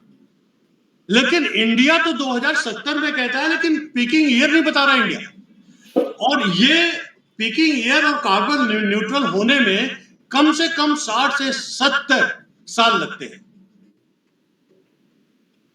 अगर हम पीक करते हैं, जैसे चाइना 2030 में पीक करेगा, मान लीजिए कि चाइना 2030 में करता है, तो चाइना उसमें 50 साल और आप लगा दीजिए, तो 2080 में वो कार्बन न्यूट्रल होगा. इंडिया अगर पीक करेगा 2050 में, तो वो 2000 या by the turn of the century 0 वो कार्बन न्यूट्रल होगा. तो ये सारे इश्यूज हैं. मैं एक चीज और कहना चाहूंगा, अभी एक लेटेस्ट डेवलपमेंट है कि carbon border adjustment mechanism, European union ने क्या किया है इंडिया को खत्म करने के लिए, कि अगर इंडिया स्टील 1.8% इंडिया एक्सपोर्ट करता है सीमेंट, आयरन, स्टील एक्सेट्रा, और यहां पे क्लाइमेट रिजीम्स बहुत ढीला है. अब यूरोपियन यूनियन ने कहा है कि कार्बन बॉर्डर एडजस्टमेंट मैकेनिज्म हम करेंगे. आपको ये सर्टिफिकेट देना पड़ेगा कि आपने कितना कार्बन एमिट किया है वहां पे इंडिया में, और प्रोपोर्शनेटली आपको वो टैक्सिंग करना पड़ेगा. वो ईयू टैक्स करेगी उतना. अब इसका नतीजा ये होगा कि जो भी कंप्लायंस कंट्रीज हैं जिनके पास की कार्बन कंप्लायंस है वो तो compete करेंगे एक्सपोर्ट में, आप नहीं कर पाएंगे। तो मैं बहुत कुछ मैंने छोड़ दिया क्योंकि समय की कमी थी, 8:30 बज गए। मैं क्वेश्चन भी लेना चाहूंगा आप सबों से, और बहुत बहुत धन्यवाद आप लोगों ने मुझे सुना, और I am extremely grateful to you. मैं एक क्वेश्चन रेज करना चाहूंगा डॉक्टर उमाशंकर जी। सवाल है सर, बिल्कुल सवाल है, बिल्कुल एक छोटा सवाल है, मैं पढ़ देता हूँ। उमाशंकर जी, सर एक छोटा सवाल है। ये पेरिस कॉन्फ्रेंस में जब ये 2015 में हुआ, तो ये बात कही गई थी कि कभी लगता है ज्यादा। सर आपकी आवाज कट रही है, थोड़ा सा आवाज क्लियर नहीं आ रही सर, आवाज ठीक करेंगे आप आपकी आवाज पूरी ऑडिबल आप नहीं हो रहे हैं सर मैं अपना क्वेश्चन रखूं क्या? नहीं सर, पहले सर से बात सुन ले सर। ठीक। हाँ सर कहिए। मैं सिर्फ ये कहना चाहता हूँ कि एक्सेलरेटेड रेट हमारा कंप्लायंस होगा, वो कहा गया था पेरिस कॉन्फ्रेंस में, जब हमारी टेक्नोलॉजी में हम जब एफिशिएंट हो जाएंगे तो efficiency will reduce the time period to the target. तो इसके बारे में बता सकते हैं? हाँ बता सकता हूँ सर, बता सकता हूँ। एक थ्योरी ऑफ डिकपलिंग है सर, वो थ्योरी ऑफ डिकपलिंग ये है कि जब टेक्नोलॉजी आपकी एडवांस हो जाएगी तो क्या होगा कि जीडीपी का ग्रोथ आपका ज्यादा होगा, कार्बन डाइऑक्साइड का एमिशंस कम होगा, लेकिन उसका जो फलक्रम है वो है टेक्नोलॉजी। अब टेक्नोलॉजी के लिए आपके पास रिसर्च में इन्वेस्टमेंट चाहिए। अब रिसर्च का इन्वेस्टमेंट चाहे आप प्राइवेट सेक्टर का देख लें या रिसर्च का इन्वेस्टमेंट आप गवर्नमेंट सेक्टर का देख लें, दोनों में ही बहुत कम है। और दूसरी बात यह है सर कि फिक्स्ड कैपिटल फॉर्मेशन कहते हैं कि जो इन्वेस्टमेंट प्राइवेट सेक्टर जो इन्वेस्ट करती है वो 31% पे है, तो आपको इन्वेस्ट कराना पड़ेगा। हमारे पास कुछ फाइनेंशियल टूल्स ऐसे बनाने पड़ेंगे जिससे कि प्राइवेट सेक्टर्स आए और रिसर्च में इन्वेस्ट करें। क्यों नहीं हो सकता है? देखिए इस प्रॉब्लम को आइसलैंड ने भी काम किया। इस पे आइसलैंड ने क्या किया कि जो भी एटमॉस्फेयर में कार्बन डाइऑक्साइड है उसको सक किया, सक करने के बाद उसको कार्बोनेट के स्टोन में चेंज किया और उसको सी के नीचे फिक्स कर दिया। क्योंकि आपके पास एटमॉस्फेयर में इतना कार्बन डाइऑक्साइड है अभी आज के तारीख पे आपके पास सिवाय इसके कार्बन कैप्चर एंड स्टोरेज के अलावा कोई दूसरी टेक्नोलॉजी काम नहीं करेगी, क्योंकि कार्बन डाइऑक्साइड का जो लाइफ साइकिल है 300 साल का है। अगर आज आप जीरो हो जाएंगे तब भी 300 साल तक आपके अर्थ को गर्म करेगा। चलिए, तो अनफॉर्चुनेटली हमारे यहाँ R&D इतना पोर है, R&D में खर्चा नहीं करते हैं। तो सर सुनील कुमार सर आप बताएं, हुक्म। या आपकी आवाज क्लियर नहीं आ रही, आप अनम्यूट करिए सर। हाँ सर, लास्ट 1 ईयर में मैंने भी काफी कुछ अध्ययन किया है सर और पाया कि एक बहुत बड़ा प्रॉब्लम है जो हमारा सॉइल डिजर्टिफिकेशन से जुड़ा हुआ है। और इसमें 2-3 महीने पहले एक मीटिंग हुआ था United nation convention for soil desertification, और उसमें 192 कंट्रीज के रिप्रेजेंटेटिव्स थे और फ्रांस काफी इसमें कुछ कदम भी आगे बढ़ाया है। और मैंने एक फिल्म में देखा किस द ग्राउंड, जिसमें ये क्लियरली बता दिया गया है the only way to sequester carbon, क्योंकि हम जो रिन्यूएबल एनर्जी जनरेट कर रहे हैं या बहुत सारे उपाय कर रहे हैं उससे कई गुना ज्यादा इफेक्टिव है कि अगर हम सॉइल में एब्जॉर्ब करा सके कार्बन को। हुआ क्या है कि अभी 52% of the land, cultivable land, हमारा टॉप सॉइल डिजर्टिफाई हो चुका है। और भारत में और कार्बन जो ऑर्गेनिक कंटेंट है वो एवरेज बहुत बुरा है। थ्रेशोल्ड 3% होना चाहिए, भारत का एवरेज 0.68 है, अमेरिका का 1 पॉइंट समथिंग है, रशिया का है, अफ्रीका का 0.38%। ये सब डेटा उस कन्वेंशन में बताया गया। अब क्या है जो उपाय बताया गया है, जैसे इंडिया का उपाय देखा जाए कि इंडिया में 10% जो रिवर्स हैं 10% रिवर्सी ग्लेशियर फेड है। 90% रिवर्स आर रेन फेड। हुआ क्या है कि जो ऑर्गेनिक कंटेंट, कार्बोनिक कंटेंट हमारा कम हो गया, और ये भी पाया गया है कि 1% कार्बन कंटेंट बढ़ता है तो 10 टाइम्स वाटर रिटेंशन बढ़ जाती है सॉइल की। इस पर प्रयोग भी हुए हैं, कावेरी रिवर पर काम भी हुआ है, और उस रिपोर्ट को नीति आयोग में 760 पेज दिया गया। नीति आयोग ने उसको एक्सेप्ट किया और एडवाइजरी पॉलिसी उसने पूरे स्टेट्स के लिए लागू भी किया। शायद इस डॉक्यूमेंट के बारे में आप जानते होंगे। अब क्या है कि जिस तरह से हम 33% टारगेट अटेन करना चाहते हैं, वो शायद डिफिकल्ट होगा। हमें एग्रो फॉरेस्ट्री मिलाना होगा लोगों को। और एक बात आपकी बहुत अच्छी लगी कि आने वाले समय में महान लोग वो माने जाएंगे जिन्होंने पेड़ लगाए, जिन्होंने फॉरेस्टेशन किया। और जैसे पुराने जमाने में बिल्डिंग्स वाले को बड़ा मानते थे, आगे वाले में विलेंस माने जाएंगे। उस पर कहीं ना कहीं लाइफस्टाइल में बदलना चाहिए। और एग्रो फॉरेस्ट्री में आकर हम बहुत तरह के फूड उगा सकते हैं, क्योंकि सिर्फ फूड ग्रेन ही हमारा डाइट नहीं है। हम टमाटर के पीछे पड़े हुए हैं, हमारे पास इतने ट्रीज हो सकते हैं। हमने इस पर काम भी किया है। बिहार गवर्नमेंट को मैंने वो डॉक्यूमेंट दिया था, वो एक 93 कंट्रीज का सॉइल प्रोफाइलिंग हुआ है। मैंने बिहार सीएम को भी दिया है, और कहीं ना कहीं वो कॉग्निजेंस में आया है, इस पर काम हो रहा है। बट होता क्या है कि देखा गया है कि जब तक अभी क्या है, किसान को एक फ्रीडम दिया गया है कि आप खेत की कैसे जोत कोड़ करें, कौन से आप वो करें। क्योंकि अगर 33% अगर आप शेड में नहीं लाएंगे, और उसका scientific fact as a forester आप जानते होंगे कि टॉप सॉइल में वही 1.5 से 2 फीट में हमारे माइक्रो ऑर्गेनिजम्स होते हैं, जो थ्रू फोटोसिंथेसिस कार्बन को फिक्स करते हैं और ऑक्सीजन को रिलीज करते हैं। ये साइकिल आप जानती हैं भली बात है। तो इस तरीके से हम जब तक, और इसमें अगर कोई कंट्री सबसे बड़ा कदम उठाया है तो दैट इज वो आपके फ्रांस है। और ये जो किस द ग्राउंड अगर आप देखेंगे फिल्म, सबको देखना चाहिए। मुझे लगता है it will be an eye opener. तो हम इससे अगर पूरे वर्ल्ड वाइड में इस तरह का अगर हम कर सकें, तो हम लोग काफी हद तक क्लाइमेट चेंज को मिटिगेट कर सकते हैं। हमको सॉइल का केयर करना होगा। उदाहरण के तौर पे सऊदी अरेबिया आज की तारीख में अपना 60% फ्रूट्स एंड वेजिटेबल्स स्वयं उगा रहा है, वो रीजनरेट कर रहा है सॉइल। तो हम क्यों नहीं कर सकते? हमारे पास जो इतने बड़े बड़े बजट्स हैं, हम 4-5 साल सब्सिडीज दें। तमिलनाडु, कर्नाटका में ऐसा हुआ है। मोर देन 50 लाख किसान इस एग्रो फॉरेस्ट्री में आकर, और गवर्नमेंट से परमिशन लेके पेड़ भी काटना अलाउ किया गया है ताकि लोग पेड़ और लगाएं। तो इस तरह का एक डिस्कशन जो पुराने हमारे फॉरेस्ट मिनिस्टर थे प्रकाश जावड़ेकर, उनके साथ भी डिस्कशन हुआ था कोविड के समय में। और उसके बाद लेकिन बहुत आगे बात बढ़ी नहीं। हम लोग एक प्रैक्टिकल स्टेप लेने में, हम लोग को सॉइल रीजनरेट करने में, ऐसा मेरा नॉलेज है। इस पर आप बताएं sir. I salute you, sir. I salute you. Point है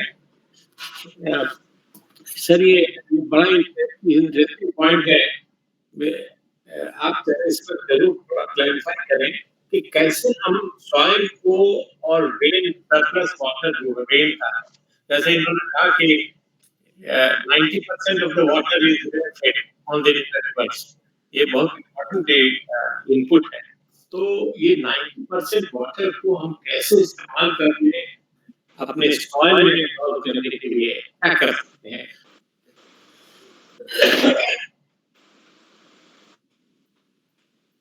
जी आपने सर सुनील कुमार जी से पूछा, मैं आपका सवाल नहीं समझ पाया। सुनील कुमार जी से आपने पूछा है सर?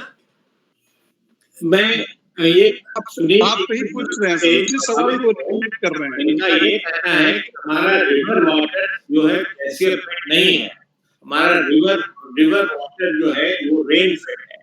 अगर ये बात है तो this is the area where we need to have the RF.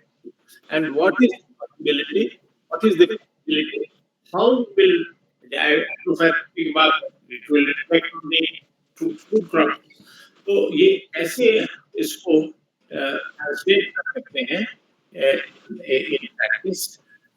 The surface water which is available in the rivers because of the rain and which is not being utilized for the purpose of absorption in soil. पता नहीं, मुझ तक तो आवाज clear नहीं आ रही है। आप सुनील कुमार साहब इसमें कुछ बोलना चाहेंगे? मैं बताऊं कुछ? नहीं सर, वो मेरा ही क्वेश्चन वो रिपीट कर रहे हैं सर कि उसके आप क्या उपाय बताएंगे। जैसे मैंने बताया कि हाँ, आपकी आवाज क्लियर आ रही है, थोड़ा सा आप ही बता दें क्या पूछ रहे हैं। सर यही पूछ रहे हैं कि जो हमारा 90% अगर रेन फेड है रिवर्स इंडिया के, तो ये रेन रन ऑफ हो जा रहा है, और रन ऑफ का कारण बहुत सिंपल है कि सॉइल के पास ऑर्गेनिक कंटेंट कम होने से वो सॉइल होल्ड नहीं कर पा रहा। जो 90 डेज का रेनफॉल वो धीरे धीरे रिलीज होकर रिवर में, जैसे कावेरी लगभग 200 किलोमीटर पहले ड्राई अप कर गई थी, और हुआ क्या है कि साउथ में ये रिवर्स समुद्र के पहले ड्राई अप करने से अब खरापन बढ़ रहा है कोस्टल एरियाज। तो रिवर को भी रीजनरेट करना एक बहुत बड़ा चैलेंज है। सर मैं इसमें यह बात कहूंगा कि आप इसको पूरे एक इकोसिस्टम के तहत समझना पड़ेगा। आपने एक कोडगु जगह है, कोडगु जगह जिसको कुर्ग कहते हैं कर्नाटका में। कोडगु 70% कावेरी रिवर को उसका कैचमेंट एरिया है, और आप समझते हैं इस बात को, everybody understand that the forest cover is one of the major factor, one of the very extremely important component to retain water. That retains water, percolates it to the water aquifer. अब वहां पे क्या हो रहा है, what is happening in Kodgu, I like to talk about Kodgu in particular, that they have started to build 2 railway lines and 1 overhead high tension wire. That led to felling of 5 lakh trees. उन लोगों ने क्या किया कि 5 लाख पेड़ काट दिए। तो मैं इसको कोरिलेट कर रहा था कि एक जो soil Atlas government of India release करती है एक रिपोर्ट, उसमें ये रिपोर्ट में है कि the degradation of soil has been to the level of 0.57%। तो मुझे ये ख्याल आया कि ज्यों-ज्यों दवादी मर्ज बढ़ता गया। आप देख लें जहां जहां पे रिवर के कैचमेंट पे हमारा फॉरेस्ट कटा है, वो रिवर का या आप ऑर्गेनिक मैटर वहां का देख लें, वो उसका रन ऑफ हुआ है, या वहां का जो वाटर रिटेंशन है वो कम हुआ है। अल्टीमेटली वो रिवर, जितने रिवर फेड जो जो जो जो रेन फेड रिवर्स हैं वो सूख गए, और हम लोगों ने उसको कभी भी प्लांटेशन लगा के अगर हमने रिप्लेनिश करने की बात सोची है तो वो संभव नहीं हो पाता है, बिकॉज फॉरेस्ट अपने आप में एक इकोसिस्टम है, और जब तक वो उस पूरे इकोसिस्टम को डेवलप करने के लिए बहुत लंबा समय लगता है। उस पे सिर्फ हम पेड़ लगा देते हैं और पेड़ लगाने से हो जाए। जैसे मैं गोमती की बात करता हूँ, Gomti again river fed river, rain fed river, और ये स्टार्ट होता है पीलीभीत से। पीलीभीत के पास जो हमारा फॉरेस्ट है, हाई फॉरेस्ट है, अब उसमें डिग्रेडेशन इतना शुरू हो गया है, उसकी एलसीट फेलिंग शुरू हो गई है, उसमें बहुत लंबे समय से फेलिंग। अब आप देखिएगा कि रिवर में जो वाटर का डिस्चार्ज है वो बहुत कम हो गया है। रिवर, अब Gomti river has almost become a नाला, उसमें ज्यादा सीवेज आपको दिखाई पड़ते हैं, रन ऑफ वाटर ज्यादा दिखाई पड़ता है। कैचमेंट के जो भी एग्रीकल्चर लैंड है, जो भी आप इरिगेट करते हैं, वो पानी रन ऑफ करके उसमें आता है और ये फिर पानी आगे जाता है। तो ये तो है ही sir, this is a big problem, और इस प्रॉब्लम को जब तक होलिस्टिकली, मैं इसीलिए कह रहा हूँ सुनील सर आपको कि I salute you, because you are taking this problem with its neck, कि ये बिल्कुल यही रास्ता है। सॉइल को ही जब तक हम नहीं करेंगे, रोकेंगे, तब तक हम कार्बन रिटेंशन नहीं बढ़ा सकते। सही बात sir. Next question sir. Yes sir, मैं उमेश चंद जोशी बोल रहा हूँ सर आपसे। बहुत अच्छा आपका भाषण रहा, thank you once again sir. और मैं जैसे लखनऊ में भी कभी कभी आता हूँ, और मैंने देखा है कि जो कुकरेल का एरिया है या आरडीएसओ का एरिया है, वहाँ पे आप जाएं, वहाँ पे इतने फॉरेस्ट है, और इवन आपका जो फॉरेस्ट का जो ऑफिस है आरण्य भवन, उसके आसपास जो है आप डिफरेंट महसूस करते हैं, बजाय कि if you are in Hazratganj या कंक्रीट एरिया में है। तो हमारे हिंदुस्तान की आबादी इतनी बढ़ रही है, और नंबर 1 है हम इस समय, और जो रेस्पिरेशन है उसमें भी हर मनुष्य जो है वो कार्बन डाइऑक्साइड एमिट करता है। प्लांट्स ही ऐसी चीज़ है जो फोटोसिंथेसिस के द्वारा इस CO2 को जो है O2 में कन्वर्ट करते हैं, जो हमारी प्राणवायु कहलाती है। तो सर ये बताएं आप कि ये जो आपका फॉरेस्ट डिपार्टमेंट या और लोग जो है पेड़ लगाते हैं, इसका क्या प्रभाव है? और पेड़ भी तो क्या होते हैं कि आज आपने लगाए, 2 महीने मैं मुख्य विकास अधिकारी भी रहा हूँ, मैंने खुद सर्वे जाके किया है सर। झांसी वगैरह में रिपोर्ट्स आती थी कि इतने वन जो हो गए लगा दिए हैं, इस संस्था ने लगा दिए हैं, इस संस्था ने लगा दिए हैं। उसका रिजल्ट जब हम जाके देखते तो वहाँ पेड़ सब सूखे हुए मिलते थे। तो क्या ये बढ़ती हुई जनसंख्या जो है, ये भी कार्बन एमिशन में एक अच्छा खासा रोल अदा कर रही है, और इसका क्या सलूशन क्या है? Right, sir. Radhakrishnan sir, I'll come after Umesh sir. जी sir. Umesh sir, I just want to take you I want to tell you very candidly. Yeah. Certain points which you raised, I agree with you. Number one, I would like to second part of your question first, कि forest department क्या लगाता है और क्या होता है। देखिए sir, I have been a rebellion sort of officer कि I was against planting 5 crore, 50 crore, 25 crore. Number one, I always said कि आप 10 हेक्टेयर प्लांटेशन करिए, बट आप उसको कंजर्व करिए, आप उसको प्रोटेक्ट करिए। Number one. नंबर टू, मैं ये मानता हूं सर कि to protect your native forest, your old forest, your high forest is more important than planting a newer plantation. 167 raising a ये है ना 50-10-67 तो ऐसे ही हो गया। और तीसरी बात मैं जो आपसे कह रहा हूं कि यहाँ पे ज्यादातर लोग, अगर कभी जांच हो या नहीं हो पता नहीं, अगर जांच होगा तो बहुत बड़ा स्कैम के रूप में हमारा प्लांटेशन एक्टिविटी आएगा। चौथी बात मैं कहता हूं कि हमने इतना प्लांटेशन लगा दिया है यूपी में कि मैंने इस पे एक रिसर्च पेपर लिखा है कि अगर सारे उसका 50% भी सफल हो जाए तो हमारा सचिवालय भी फॉरेस्ट के ऊपर होगा। और हमारा जो ऑफिसेस है, हमारा जो हजरतगंज है, सब में फॉरेस्ट होगा। ये सर एक बड़ा सा चक्कर है। इस चक्कर में हम क्या करते हैं, let us not get into those things, but ये प्रॉब्लम का काम है। दूसरा कि आपने कहा कि जो हमारा पॉपुलेशन बढ़ रहा, पॉपुलेशन राइज के साथ तो डेफिनेटली कार्बन CO2 एमिशंस हमारा जुड़ा हुआ है, क्योंकि जैसे ही आप CO2 पॉपुलेशन होता है तो बहुत सारे सर्विस सेक्टर हैं, मैन्युफैक्चरिंग सेक्टर है, आपका लाइफ स्टाइल है, सब कुछ आप कार्बन कंट्रीब्यूट करना शुरू करते हैं एटमॉस्फेयर में। जी हाँ, जी। और उसके अलावे बहुत, जैसे कि मान लीजिए अभी मैं आपको कार्बन टैक्स के बारे में नहीं बात कर रहा था कि कार्बन टैक्स एक हमारा टूल है। अगर कार्बन टैक्स, जैसे कि IMF ने कहा है कि आप अमेरिका को $50 आप लगाइए पर टन, चाइना को नहीं 75 अमेरिका को, 50 चाइना को और 25 इंडिया को, अगर ये लगाते हैं तो हमारा 23% कार्बन एमिशंस कम होगा। ये IMF का एक प्रपोजल है। Let us see what happens. अब बहुत सारा चीज पॉपुलेशन के ग्रोथ के साथ हमारा कार्बन डाइऑक्साइड एमिशंस लिंक्ड है। ये मैं आपसे सहमत हूं। आपके प्रश्न में ही आपका उत्तर भी छुपा हुआ है sir. Thank you sir, thank you, thank you. Welcome. Radhakrishnan sir, please go ahead. Radhakrishnan sir, you wanted to speak so many things, no? No. Please ask questions and give suggestions also. If you want to add something, you add also. I have put it your in questions were your comments were also very good. I read some, no? Yes. Okay. That's why, just because thanks Dr. Maji for putting it with your data and figures. But what we want, we have to be pragmatic in our action. That is very more important. We can say so many things, but putting things into action is more important. You know me very well. I am also an ethnobotanists have worked in the Western Ghats area with the tribals and communities and all. So it is a different world.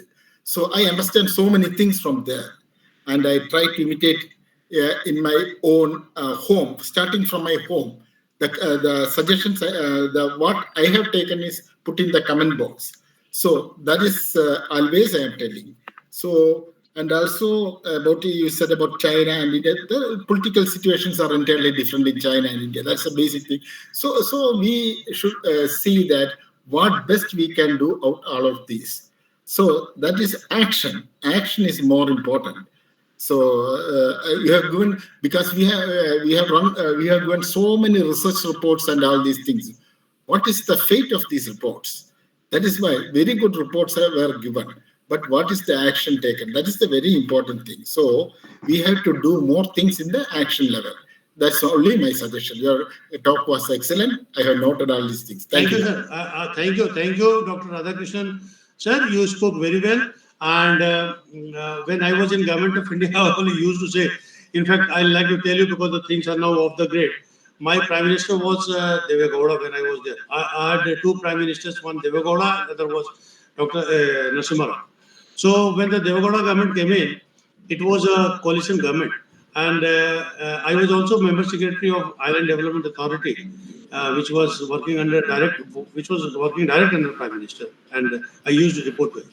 So when I went to him once in a meeting, he says that you people are not doing anything in the environment sector and whatnot. Then since I was there, I said, sir, if you try to look at a common minimum program, environment and forest does not figure into it. These are the sectors which are not the priority sector as far as you are concerned. And the message emanates right from you downwards towards me. So how could we work until we are told what to do and what not to do? So and he got angry with me that you can't dictate me because Prime Minister is Prime Minister and he is a sovereign body. So I said, but sir, this is one thing.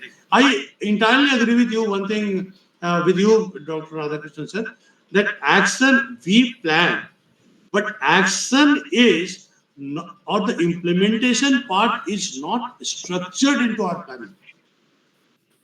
This is deliberately missed out because of the bureaucratic. They would like to put in certain nut and bolt in between the entire planning so that you could not be implemented very successfully. Sir, we were also bureaucrats one time. But we think and act in a different way. Just 1 second. Because I think in 1996 or 1994, when there was a conference, a very important meeting of the Forest Department in Kerala, the DG of Forest came here about these tribal livelihoods. Then I told them, then I was a very junior, I am the junior most fellow in that team. All were CCF, PCCF and all these things. Then one I said, if you do anything for the tribals, consider tribal communities as the protectors of forests, which need no further explanation. I told them, if you have any doubt, you can talk to me. Then after that, I am extremely happy to say that the VSS and EDC started. One is Samrakshana Samadhi and EDC. See how it is going on very well in Kerala. So many forest fires were, because if you do anything good or bad in a forest environment, you have to get the support of the tribals. Yes. Okay, sir. That's simple. We can do it. That is, yes. We can do things simply. Yes. Thank you. Action. Thank you, sir. Yes, sir. Next question. Ajay Srivastava sahab, you are also suggesting so many things.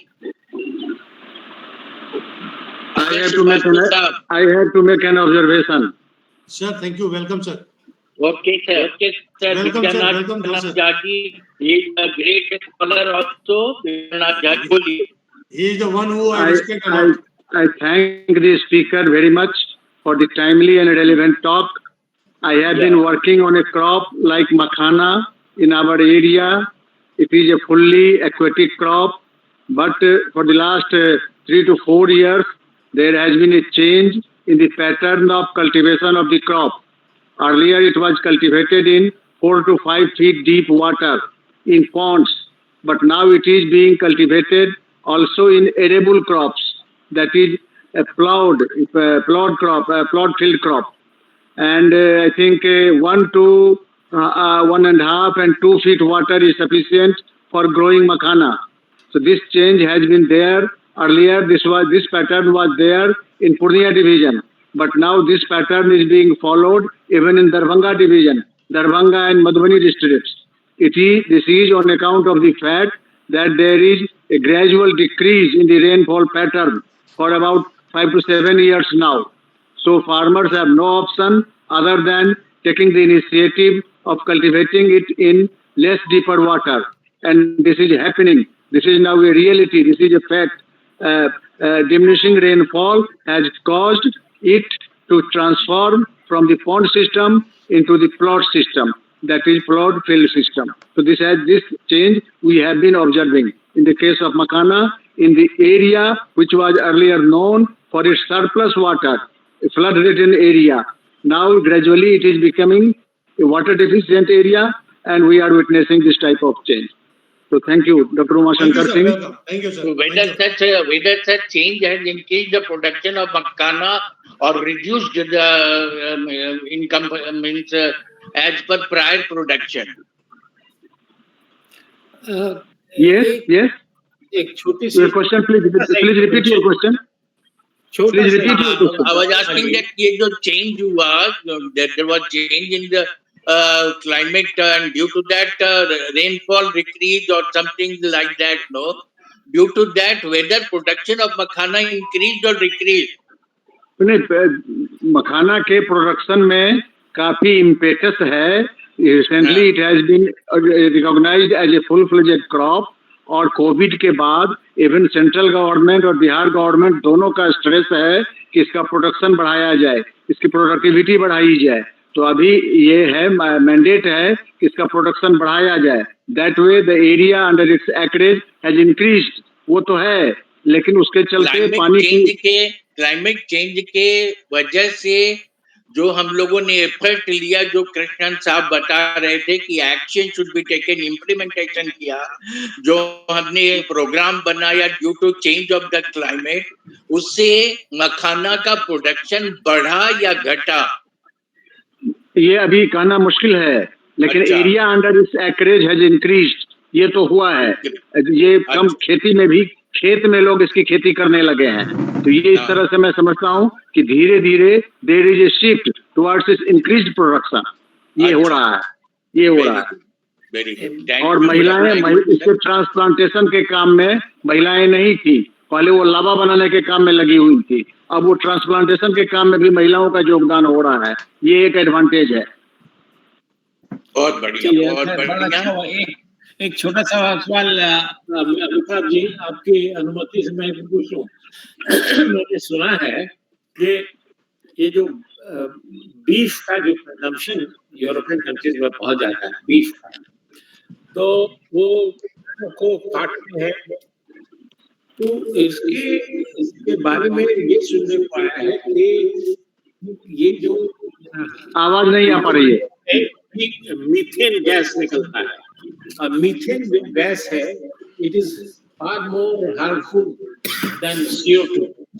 तो हमारे यहाँ भी जो गाय है, गाय तो बहुत है हमारे यहाँ, और गाय का संरक्षण भी है. तो मैं पूछना ये चाहता हूँ, ये सच्चाई है इसमें गाय के मुंह से मीथेन निकलता है, वैसे not carbon dioxide but methane, and that is much more harmful. तो अगर हम बीफ के लिए ही गायों का अगर पॉपुलेशन बढ़ाते हैं, जैसे वेस्टर्न कंट्रीज में, तो क्लाइमेट के तो ये हार्मफुल होगा. तो ये अगर हम आप इसको क्लैरिफाई करें. I am not very sure about this, what is the connection between beef and methane in sense of, if you can clarify, that's all. Sir मैं थोड़ा सा सुन नहीं पाया, आपकी आवाज बहुत कट के. हाँ, आवाज नहीं सुनाई पड़ी. थोड़ा सा सर अगर कोई दूसरा इंटरप्रेट कर दे क्या कहा, जिनके पास किसी और ने सुनी है या तो अगर बता दें. मैं ये पिछली बार भी ऐसा हुआ सर. उनके पखौरी सर की बात मैं कहना चाहता हूँ कि जैसे आबादी बहुत बढ़ी है, तो मतलब ऐसा नहीं कि हम सिर्फ खुद कितना कार्बन डाइऑक्साइड बना रहे हैं, मतलब हम अपने लिए अगल बगल जानवरों की एक फौज भी तो पैदा कर रहे हैं, जो हमें आज कल परसों लंबे समय तक भोजन देता रहेगा. तो मतलब हम तो कार्बन के मामले में दोषी हैं ही, जो उतने सारी फौज जानवरों की बना लिए हैं. उसकी वजह से भी तो मिथेन वगैरह का इश्यू काफी हो रहा है। सर बिल्कुल सर, अखबारी सर ये बात कहना चाह रहे हैं। सर थैंक यू अजय भाई, आपको देख के आप यू लुकिंग सो फ्रेश। आप वीडियो पर आ करिए सर, कहाँ आप सोचना थे। अखबारी सर, मैं 2-3 बात आपसे कहना चाहूंगा सर, कि सबसे पहले दो ग्लासगो में डिफॉरेस्टेशन प्लेस पे और मिथेन वाले प्लेस पे Bharat is not one of the signatories. Bharat ने साइन नहीं किया, मिथेन पे नहीं किया। और मिथेन का जो आपका कॉन्सेंट्रेशन का लेवल है 1904 पार्ट पर बिलियन है एटमॉस्फेयर में। एक बात। अब आपके प्रश्न पे आता हूं कि अगर आप बीफ के 1 केजी बीफ में 99.4% कार्बन डाइऑक्साइड एमिट करता है, अगर आप बीफ का 1 केजी मीट कोई खाता होगा तो 99.48% कार्बन डाइऑक्साइड एमिशन उसका है। This is calculated fact. Number 2, अगर 1 केजी बीफ में रफली 10,000 लीटर से ऊपर पानी का कंजम्पशन होता है, मतलब आप ये मान के चलते हैं, तो non vegetarian food is something which does not favour carbon dioxide. और दूसरी बात ये तो है सर कि बीफ से या किसी भी एनिमल से जो मिथेन है, वो methane is more harmful than carbon dioxide in atmosphere. This is a fact. The Western countries are good responsible. Western countries जो है उनका जो लाइफस्टाइल है it is very seriously adversely contributing to the world. तो beef पर ध्यान देते हैं। हाँ सर, वो तो है ही। नॉनवेज फूड तो वैसे थोड़ा सा water expensive and CO2 expensive है ही, उसमें कोई शक नहीं है। सर और कोई कुछ पूछना चाहे तो, नहीं तो फिर सर इसको आपकी इजाजत के साथ समाप्त करें। Abha Rani ji, you want to ask something? Abha Rani ji क्या बोलेंगी? हाँ सर, बहुत बहुत धन्यवाद इस चर्चा के लिए। उमा शंकर सर को बहुत जानकारी मिली और बहुत आई ओपनिंग ये जानकारी थी। मैंने लिखा भी है कमेंट बॉक्स में कि अगर ये रिटन फॉर्म में मिल सकता है, क्योंकि सुन के तो मैंने बहुत कुछ जाना, लेकिन और साथ में जो ये चर्चा हुई, राधा कृष्णन सर के सुझाव थे, सुनील सर के सुझाव थे, अजय सर ने भी जोड़ा, तो ये बहुत अच्छी चर्चा रही और बहुत जानकारी परक और उपयोगी। बहुत अच्छा लगा। बहुत बहुत धन्यवाद आपको और सभी को। थैंक यू मैम, थैंक्स बहुत बहुत धन्यवाद। और आभा रानी जी से रिक्वेस्ट होगा कि एजुकेशन पॉलिसी ऑफ बिहार जो और उसका कैसे इम्प्लीमेंटेशन किया जा रहा है उस पर आप हमको बोलेंगी, क्योंकि आप सचिवालय में एडमिनिस्ट्रेटिव ऑफिसर हैं, तो मैं आपका एक रविवार लूंगा। जी सर, वो थोड़े दिन बाद, अभी जस्ट मैंने ज्वाइन किया है यहाँ पे। मैं अमिताभ सर जी, मैं किसी दिन अगर आप मुझे मौका देंगे तो मैं wild life in India, wild life आजकल बहुत इस पे है, कैप्शन ले रहा है। चीता लाया गया है, चीता मर रहा है मध्य प्रदेश में। चीता लाना ठीक था कि नहीं, टाइगर की क्या स्थिति है, लायन की क्या स्थिति है, इंडिया में वाइल्ड लाइफ हमारे पास कहाँ है, क्या स्टॉक है, उस पे किसी एक दिन में अगर आप इजाजत देंगे तो मैं बात एकदम सर। वाइल्ड लाइफ तो बहुत बढ़िया, आपका स्वागत है। बहुत हम लोग को बहुत इंटरेस्ट जगा दिया आपने। ये तो बहुत बढ़िया टॉपिक है, ये सुनेंगे। वाइल्ड लाइफ और इंटरेस्टिंग भी है।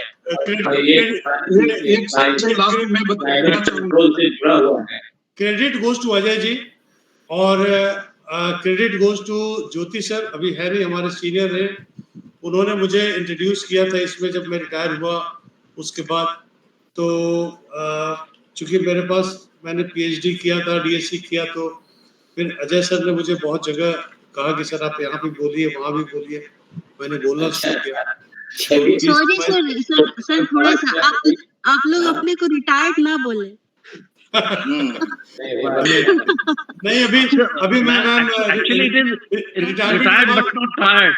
हाँ नहीं, रिटायरमेंट के बाद भी मैं अभी मुंबई बेस्ड एक ऑर्गेनाइजेशन है जो क्लाइमेट चेंज पे काम कर रही है, मैं उसमें डायरेक्टर के पद पे काम कर रहा हूँ। इसीलिए मैंने बोला ना कि आप लोग समाज के लिए बहुत जरूरी और उपयोगी हैं, इसलिए रिटायर्ड शब्द ना लगा।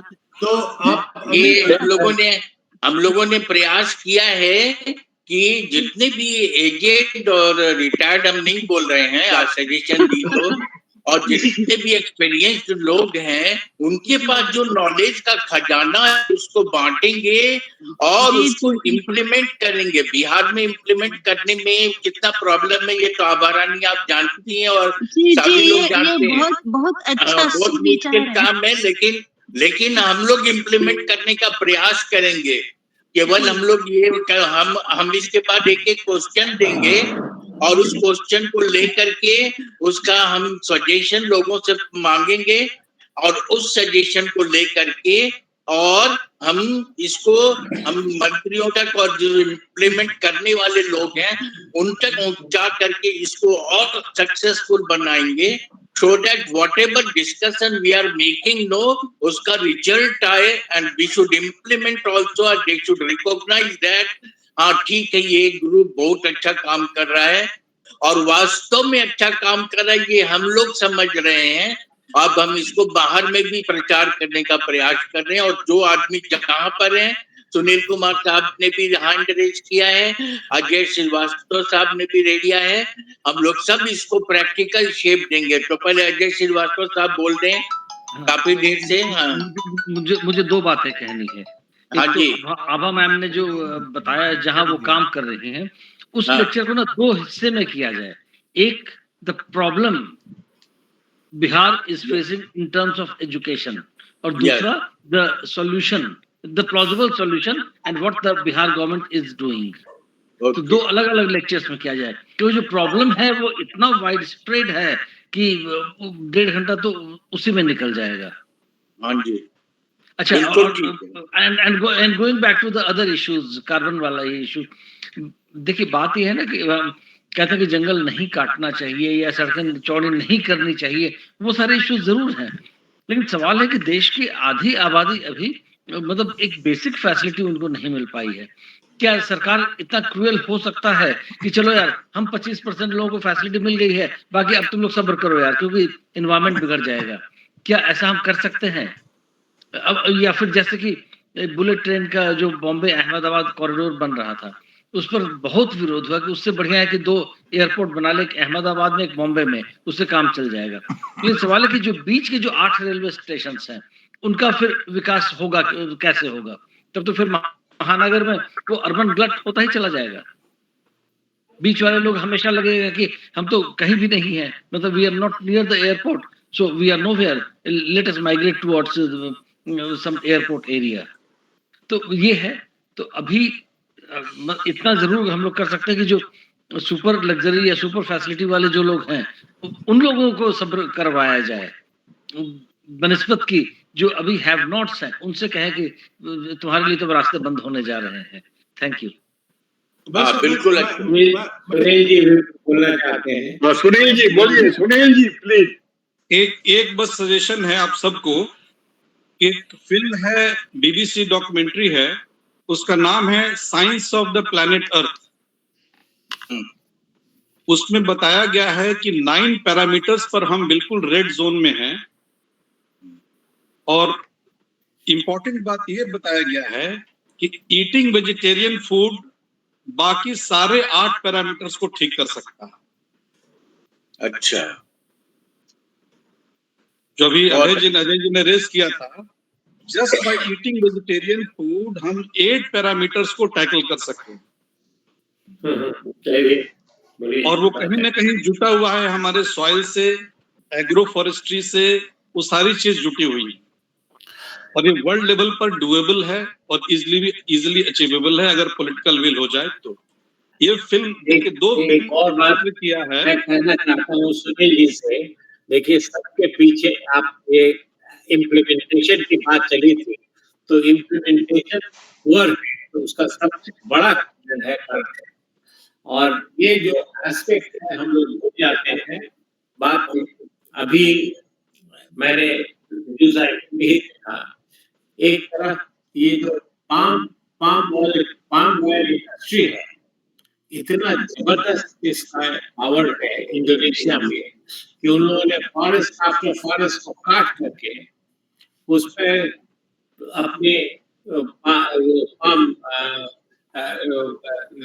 ग्रो कर रहे हैं वहां पर। तो पूछा जर्नलिस्ट ने कि ये क्यों हो रहा है, सरकार क्या नहीं देख रही है? तो एक कहा कि बस यूनिवर्सल प्रॉब्लम है करप्शन का, सब देखिए। तो ये अनफॉर्चुनेट है। अब देखिए पॉलिटिकल भी, अभी चाइना ने तो साफ कह दिया अमेरिका को कि हम क्लाइमेट कंट्रोल में कोई आपसे कोऑपरेशन नहीं करेंगे जब तक हमारा जो रिलेशनशिप है, जो ब्रॉड बेस्ड है, मिलिट्री रिलेशनशिप है, उसमें हम अगर तरक्की नहीं करेंगे तो हम आपके क्लाइमेट कंट्रोल में भी कोऑपरेशन नहीं करेंगे। ऐसे सिचुएशन में हम क्या कर सकते हैं? बहुत बहुत बहुत कम हमारे लिए बचता है इनिशिएटिव के लिए, लेकिन आई एग्री कि जो हम कर सकते हैं वो हमें करना ही चाहिए।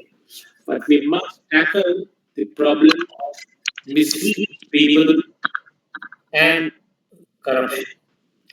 पॉलिटिक्स में आप सुना शंकर जी की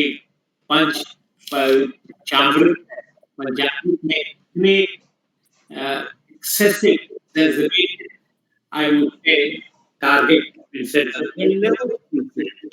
Is no question about it. But it is a sloganary which the politicians like, and the politicians mainly they are not interested in long term, welfare of people. Long term, they're short term. They're just interested in short term. झूठ बोलने की आदत पड़ गई है। I'm sorry to say आप भी politician हैं, इसलिए जरा जोर से बोल रहा हूँ मैं आपको। ये सबसे बड़ी बात, किसी को फिक्र नहीं है कि हम जो कहें, जो हमारी बात हमारे मुंह से निकले, वो उसमें हम जो हम कमिट करें उसको हम इम्प्लीमेंट स्टार्ट करता है हमें politicians. This is what I wanted to say. Just because Sunil जी सामने है, वो इसके लिए आप इस बात को समझाएं लोगों को। You don't make announcements, declarations which you know very well you will never fulfill. That's it. Thank you. Thank you, sir. Thank you, Dr. Ashutosh Upadhyay from ICAR. Dr. Ashutosh Upadhyay, if you want to add something, if you want to comment something, please बोलिए। Ashutosh Upadhyay is a very good speaker, very good scholar. इनकी बात आप सुनेंगे तो आप मंत्रमुग्ध हो जाएंगे। Thank you very much, sir, for giving me this opportunity.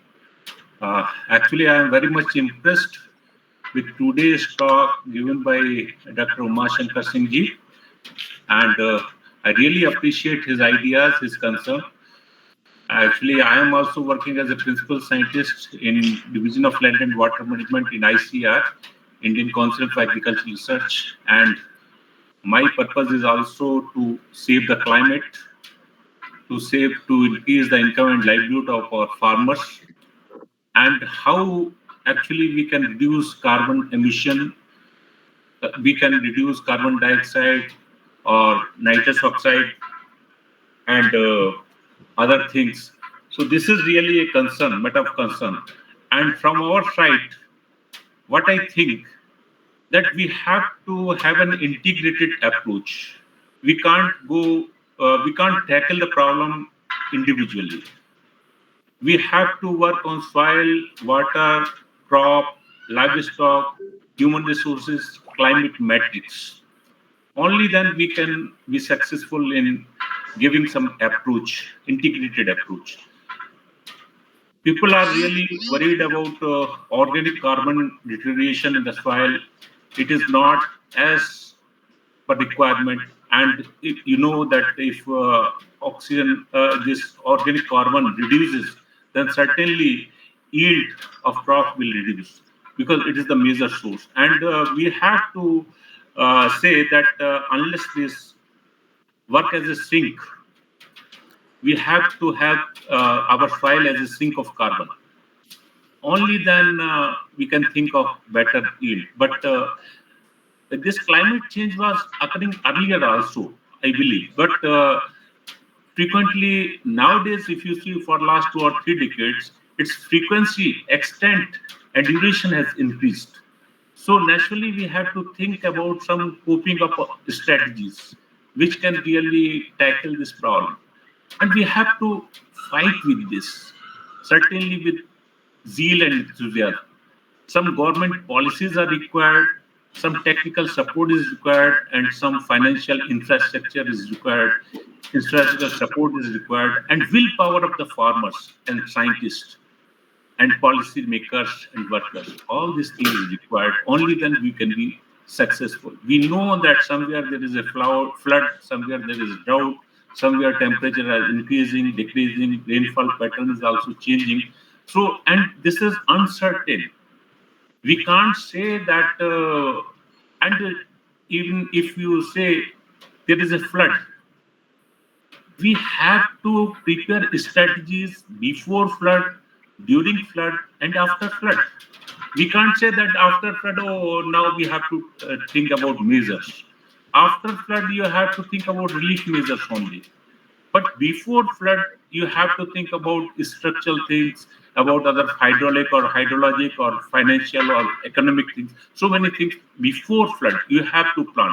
It means whole year you have to think about these issues. Only then we can solve this problem of climate change. Otherwise, it is very difficult. And so much has been talked about climate, but actions have been not taken as per the requirement. That is our weakness, and we should really accept our weakness. We have talked a lot, we have talked a lot, but we have not taken solid actions towards it. We have not formulated any policy, any framework. So initiative in terms of action has not been taken. Due to this, we are not in a position to give some solid things to our farmers. So that is my opinion. I think we should work together. We should think in all directions, as well as sustainability, how we can really attain sustainability. So attain sustainability, certainly we have to think about physical, financial, then economical, technical, scientific, social, administrative, judicial, legal. So many things we have to think. Only then we can think of sustainability and we can fight with this climate change issue.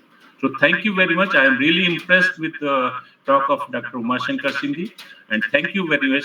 Thank you, Amitabh ji. Thank you very much. Thank you to all. Thank you. Thank you, sir. Thank you, sir. And we are expecting that in future also you will be coming again to deliver one lecture, good lecture on any topic. And as per Mr. Dr. Upadhyay, we will have to take action. Our action is insufficient. So, okay, for action, whatever suggestion we have got, no, we will try to implement and implement for, and we will be giving suggestion to so many people, and we will try accumulately to implement also, not just simple talking. So many good suggestion has been given by Dr. Shankar, Dr. Ajay, Dr. Prasad, Dr. Nagesh, and Umesh Joshi. So many people, so many scholars have given so many good suggestions. And after all, Dr. Upadhyay told that proper action should be taken, economical, financial, and other aspects should be taken care of. So we should draw attention of higher authority towards implementations of whatever plan is being suggested by our group. Or and we will try our best. And I'm making plan continuously to means God has given one chance that such a big scholar group has been formed, and all are great people and all are giving good suggestions. तो फिर इस suggestion को लेकर के हम आगे बढ़ेंगे और इसको हम पूरी चेष्टा करेंगे। प्रसाद साहब और सभी लोगों का आशीर्वाद चाहेंगे, और सब लोग जो रिसोर्सफुल हैं, अपने कुछ रिसोर्स हम लोगों को भी है, तो हम लोग अपने रिसोर्स का संसाधन का प्रयोग करके एक्शन पॉइंट पर भी आएंगे और एक्शन भी करेंगे। Dr. Supriya Gupta, you want to say something? Dr. Supriya Gupta, you have given one comment, so आप बोलना चाहें तो बोलिए. Dr. Supriya Gupta. No, she can be added. Then she can be added. Yeah, she's a good speaker. अच्छा, she's a good On speaker. agriculture. Yeah, मैंने the interconnect between She can be added in the group. agriculture. She's a very good. Amitabh sir, हमको आधा minute चाहिए sir. हाँ चाहिए, लीजिए. हाँ, तो ये जो हमारे स्पीकर महोदय हैं, मैं उनको मतलब तारीफ करने के लिए वर्ड नहीं है. जो पल्लव जी के बाद इतना अच्छा प्रेजेंटेशन था, उनके अनुभव में एक ऐड कर दे रहा हूँ. झारखंड सरकार में 2015-16 में एक ऐसी स्थिति आ गई, यदि बारिश नहीं होती तो पानी के लिए रांची शहर में हाहाकार मच जाता, क्योंकि वहां अनिल सिन्हा हमारे ही कहा कि नागेश जी यदि बारिश नहीं होती ना तो झारखंड सरकार एक्सपोज हो जाता. तो ये उनके अनुभव में हम. थैंक यू सर, बस इतना ही कहना था सर. Thank you. अच्छा, बहुत बढ़िया. और पल्लव जी जो दिल्ली में हैं और रूरल डेवलपमेंट में बड़े पोस्ट पर हैं, पल्लव जी ने कुछ कमेंट नहीं किया. Pallav ji, you should say something. Pallav ji. नमस्कार सर. नमस्कार. बहुत अच्छा लगा सर. बस डॉक्टर उमा शंकर सर को मैं वही बताना चाह रहा हूँ कि sir blood group B positive है सर, तो कभी मेरी बात को निगेटिव ना समझें. जैसे डॉक्टर आशुतोष सर ने बताया कि हम लोगों को मिल के काम करना पड़ेगा सर. बिल्कुल. हाँ, बहुत अच्छा. Having only 2.7% of the land across globe sir, and the most populous nation होने के कारण थोड़ा प्रेशर तो है sir, but we will work together. Doctor Ashutosh sir, I am working with in the same office Krishi Bhavan में मेरा भी ऑफिस है, एंड ज्वाइंट सेक्रेटरी फाइनेंस हमारे जेवेरियन है, संजीविस रांची के हैं sir. Doctor Govind Sharma. Govind Sharma sir is joint secretary finance in ICAR, and he deliver all across India. He delivers all lectures sir. So we'll come together sir. Dr. Uma sir, don't worry, हम लोग एक साथ में मिलके काम करेंगे.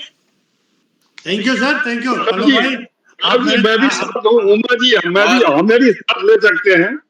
पल्लव भाई, और हर संडे को हम लोग डिस्कस करेंगे कि आउट ऑफ डिस्कशंस कितने पार्ट को हमने इम्प्लीमेंट किया. आप हमारे छोटे भाई की तरह हैं पल्लव भाई. मतलब नो इलविल. आपसे बहुत चाहेंगे. आप जी,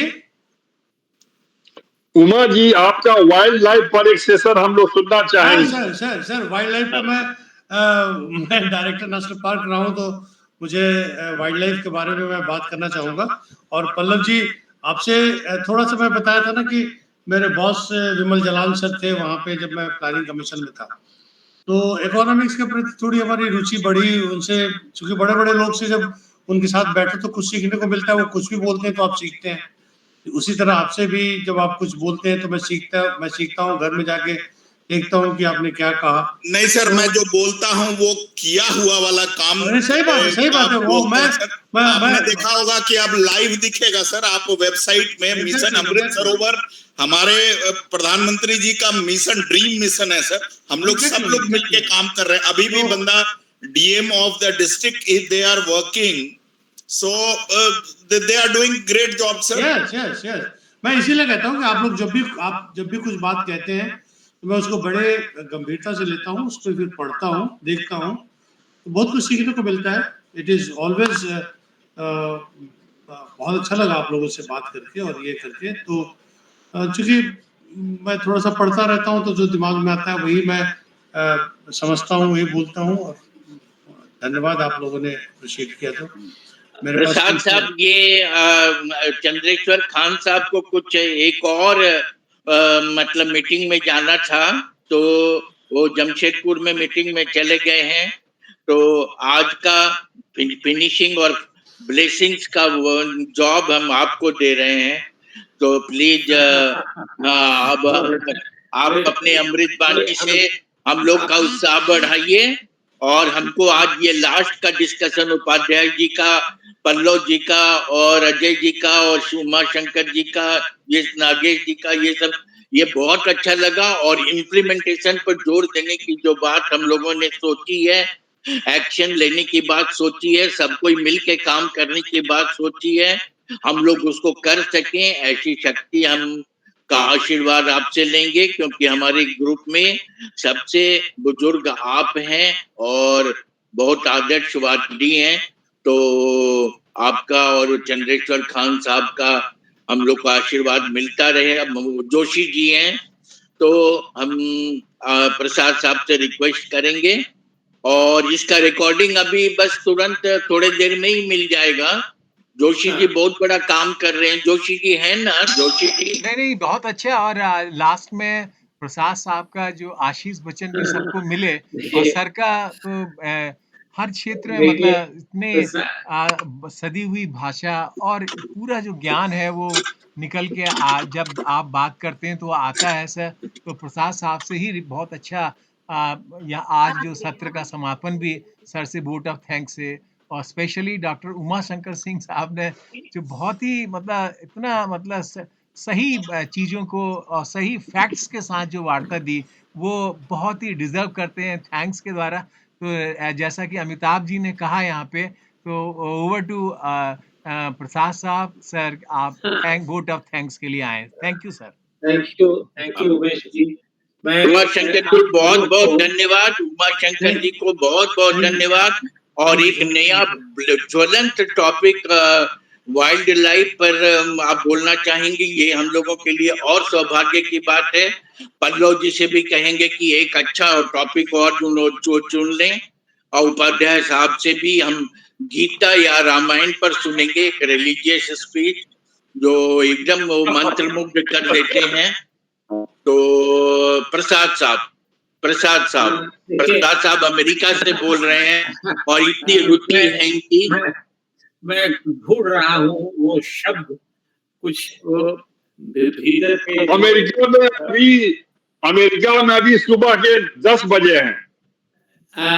मैं उतना ही मैं आप लोगों का समय नहीं लेना चाहता हूँ, लेकिन इतने आग्रह से कहा गया है मुझे आशीर्वाद के लिए, मैं इसके योग्य हूँ या नहीं, मैं तो नहीं समझता हूँ कि मैं आशीर्वाद देने की योग्यता है। हमारी योग्यता का जो रेट है उम्र के साथ घटता ही जा रहा है। तो आप लोगों के संपर्क में आने से वो उसको हम उस रेट को थोड़ा हम डिसरेट कर रहे हैं। हमारी जो उम्र है उसमें उस उम्र के हिसाब से आपकी बातें अगर हम समझ जाए तो हम समझते हैं कि हम पर बड़ी कृपा है। अब रही बात कि आप सब लोग हमारे बच्चों की तरह हैं, हमारी उम्र के हिसाब से आप हमारे परिवार के छोटे अपने सदस्य हैं, जिन्हें मैं बहुत बहुत प्यार से आप लोगों का संबोधन करना चाहता हूँ कि आप लोगों ने हमको भी शामिल किया है। और मेरी हृदय से यही कामना है कि ईश्वर आप लोगों को जिस लेवल के स्कॉलर हैं आप, उसके कई गुना आप आगे बढ़े, आपका नाम हो पूरे विश्व में, आपका नाम हो।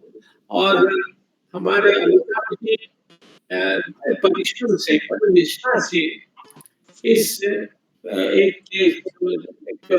इन्होंने एक समूह बनाया है, टीम बनाई है। ईश्वर करे कि ये हमेशा जुड़ा रहे, ये इसी तरह हम लोग मिलते रहे, आप जैसे विद्वान लोग आते रहे समूह में, तो मेरा भी जीवन सफल हो जाएगा।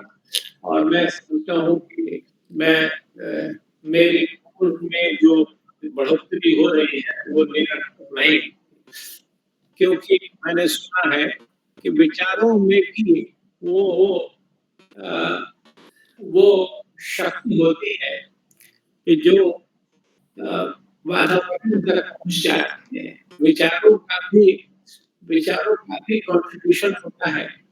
तो अच्छे विचार आते हैं आप लोगों को सुनने के बाद, तो हो सकता है अच्छे विचारों का प्रभाव वातावरण पे पड़ता हो तो उसका उसका जरूर अच्छा प्रभाव होता हो समाज का और हमारे समाज पर, हमारे देश, हमारे विश्व पर।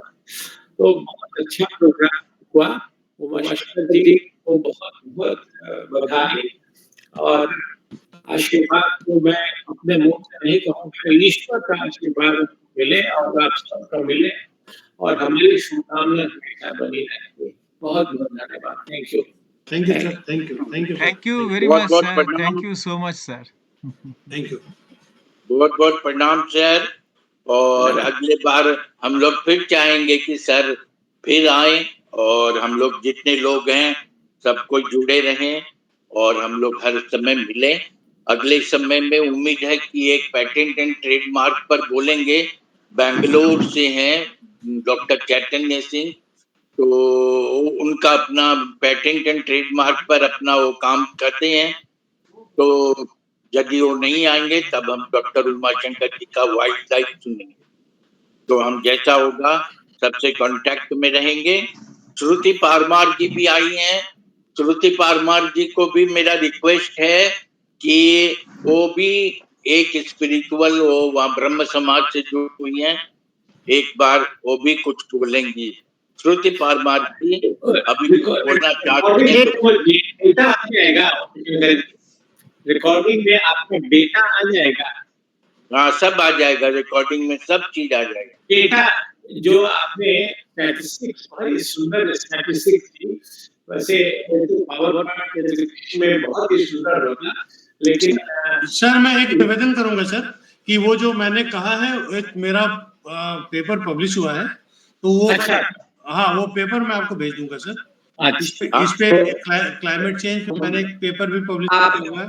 आप अपना नंबर दे सकते हैं। आप सर आप अपना सेल फोन नंबर दे सकते हैं। जी सर, जी सर, जी सर। अपना सेल फोन नंबर आप दे सकते हैं। उसका पीडीएफ एक कॉपी हमें भी चाहिए सर। जी सर, मैं दूंगा सर। सर अपना नंबर आप, मेरा नंबर है सर, आप लिख लेंगे? मैं नंबर बताऊं सर आपको? आप लिखवा दीजिए। 094। एक मिनट जी सर, एक मिनट। हाँ जी, एक मिनट सर, एक मिनट। हाँ सर, सर 094 9450 9450 508 एक मिनट 94508 77777 77777। 5 बार 7 है सर। अच्छा ठीक, thank you much, thank you sir. और रिक्वेस्ट ये है कि आप एक बार, मैं व्हाट्सएप पे इसी नंबर पे हूँ, आप एक बार हाय लिखकर भेज देंगे या हेलो लिखकर भेज देंगे तो सर मैं बस इसके बाद तुरंत भेज रहा हूँ आपको। मैं कलेक्ट, मैं ज्ञान का भूखा हूँ। अरे सर क्या कह रहे हैं सर, आपसे तो मैं सीख रहा हूँ, मैं कनेक्ट कर लूंगा सर इससे। चलिए, बहुत थैंक यू। और सर मैं वाइल्ड लाइफ पे बोलने के लिए थोड़ा सा एक रिक्वेस्ट है अमिताभ जी की, नेक्स्ट वीक मुझे थोड़ा सा बाहर जाना है, वहां पे मुझे बुलाया बोलने के लिए, तो मैं नेक्स्ट वीक हो रही, उसके बाद वाले वीक पे आप मुझे कभी भी स्लॉट दे दीजिएगा। नेक्स्ट बहुत अच्छा, मैं वाइल्ड लाइफ पे बात करूंगा आपसे। ठीक है, जरूर करेंगे। और पल्लव जी से मैं क्षमा याचना चाहता हूँ कि अगर उनको मैंने कहीं तकलीफ पहुंचाई, मेरी बातों से तकलीफ हुआ, तो मैं माफी मांगता हूं उनसे। पल्लव जी का हृदय बहुत विशाल है। नहीं, ऐसा नहीं है सर, हम लोग तो बस को वर्कर हैं सर। नहीं, मैं इसकी सेवा में हम लोग समर्पित हैं सर। नहीं, मैं इसलिए मॉडेस्टी, यही आपकी मॉडेस्टी, जेनरोसिटी है। नहीं सर, मैं किसी भी मायने में अगर किसी को भी तकलीफ हो जाए तो वो ईश्वर माफ नहीं करता है। तो अगर आपको तकलीफ हुई होगी, अब तो मैं बिल्कुल बिना शर्त माफी मांगता हूँ। नहीं सर। अरे सर ऐसी बात नहीं है सर, पल्लव सर हम ने आपके कैसे छोटे आइडिया भाई यही है, हैं, कभी हम लोग we are working together sir. नहीं और बिल्कुल सही बात है सर, जो डॉक्टर उमाशंकर सिंह साहब ने कहा वो बेयर फैक्ट्स है सर। और वो भी एक बात है कि जैसा कि श्रीवास्तव सर ने कहा कि हम सबको एक रास्ता निकालना पड़ेगा सलूशन का। सही बात है कि हमारे यहाँ पॉपुलेशन बहुत ज्यादा है सर, हम कहते रहे कि हम बहुत बड़ी पावर है, वो भी मतलब पावर लाने के लिए हमें सलूशन भी बताना होगा, कहने से काम नहीं चलेगा सर। तो पल्लव जी का मैं समझता ऐसा आइडिया नहीं है सर, आप नहीं, सही बात। बहुत अच्छा बोलते हैं और बेयर फैक्ट्स सामने लाते हैं। So kind of you, thank you sir, thank you.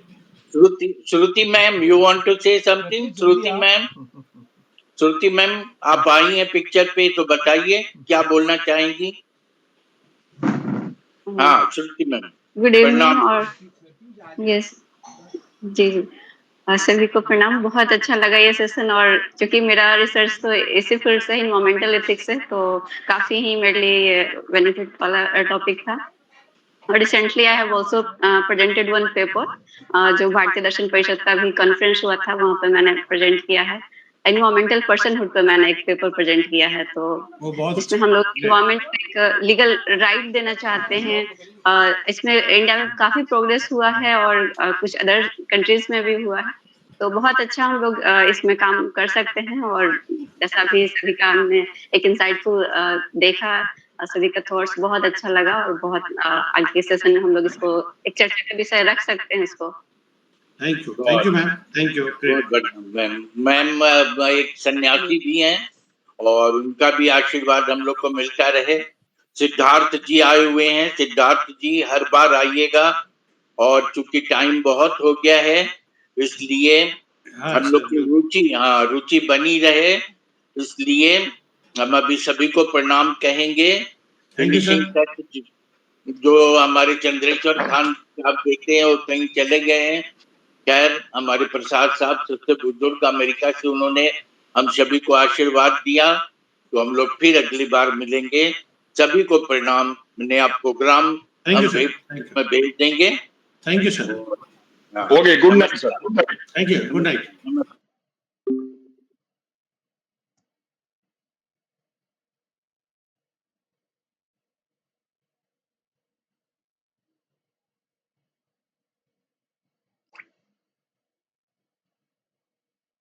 Pratyush, अब क्या करें? यही स्टॉप।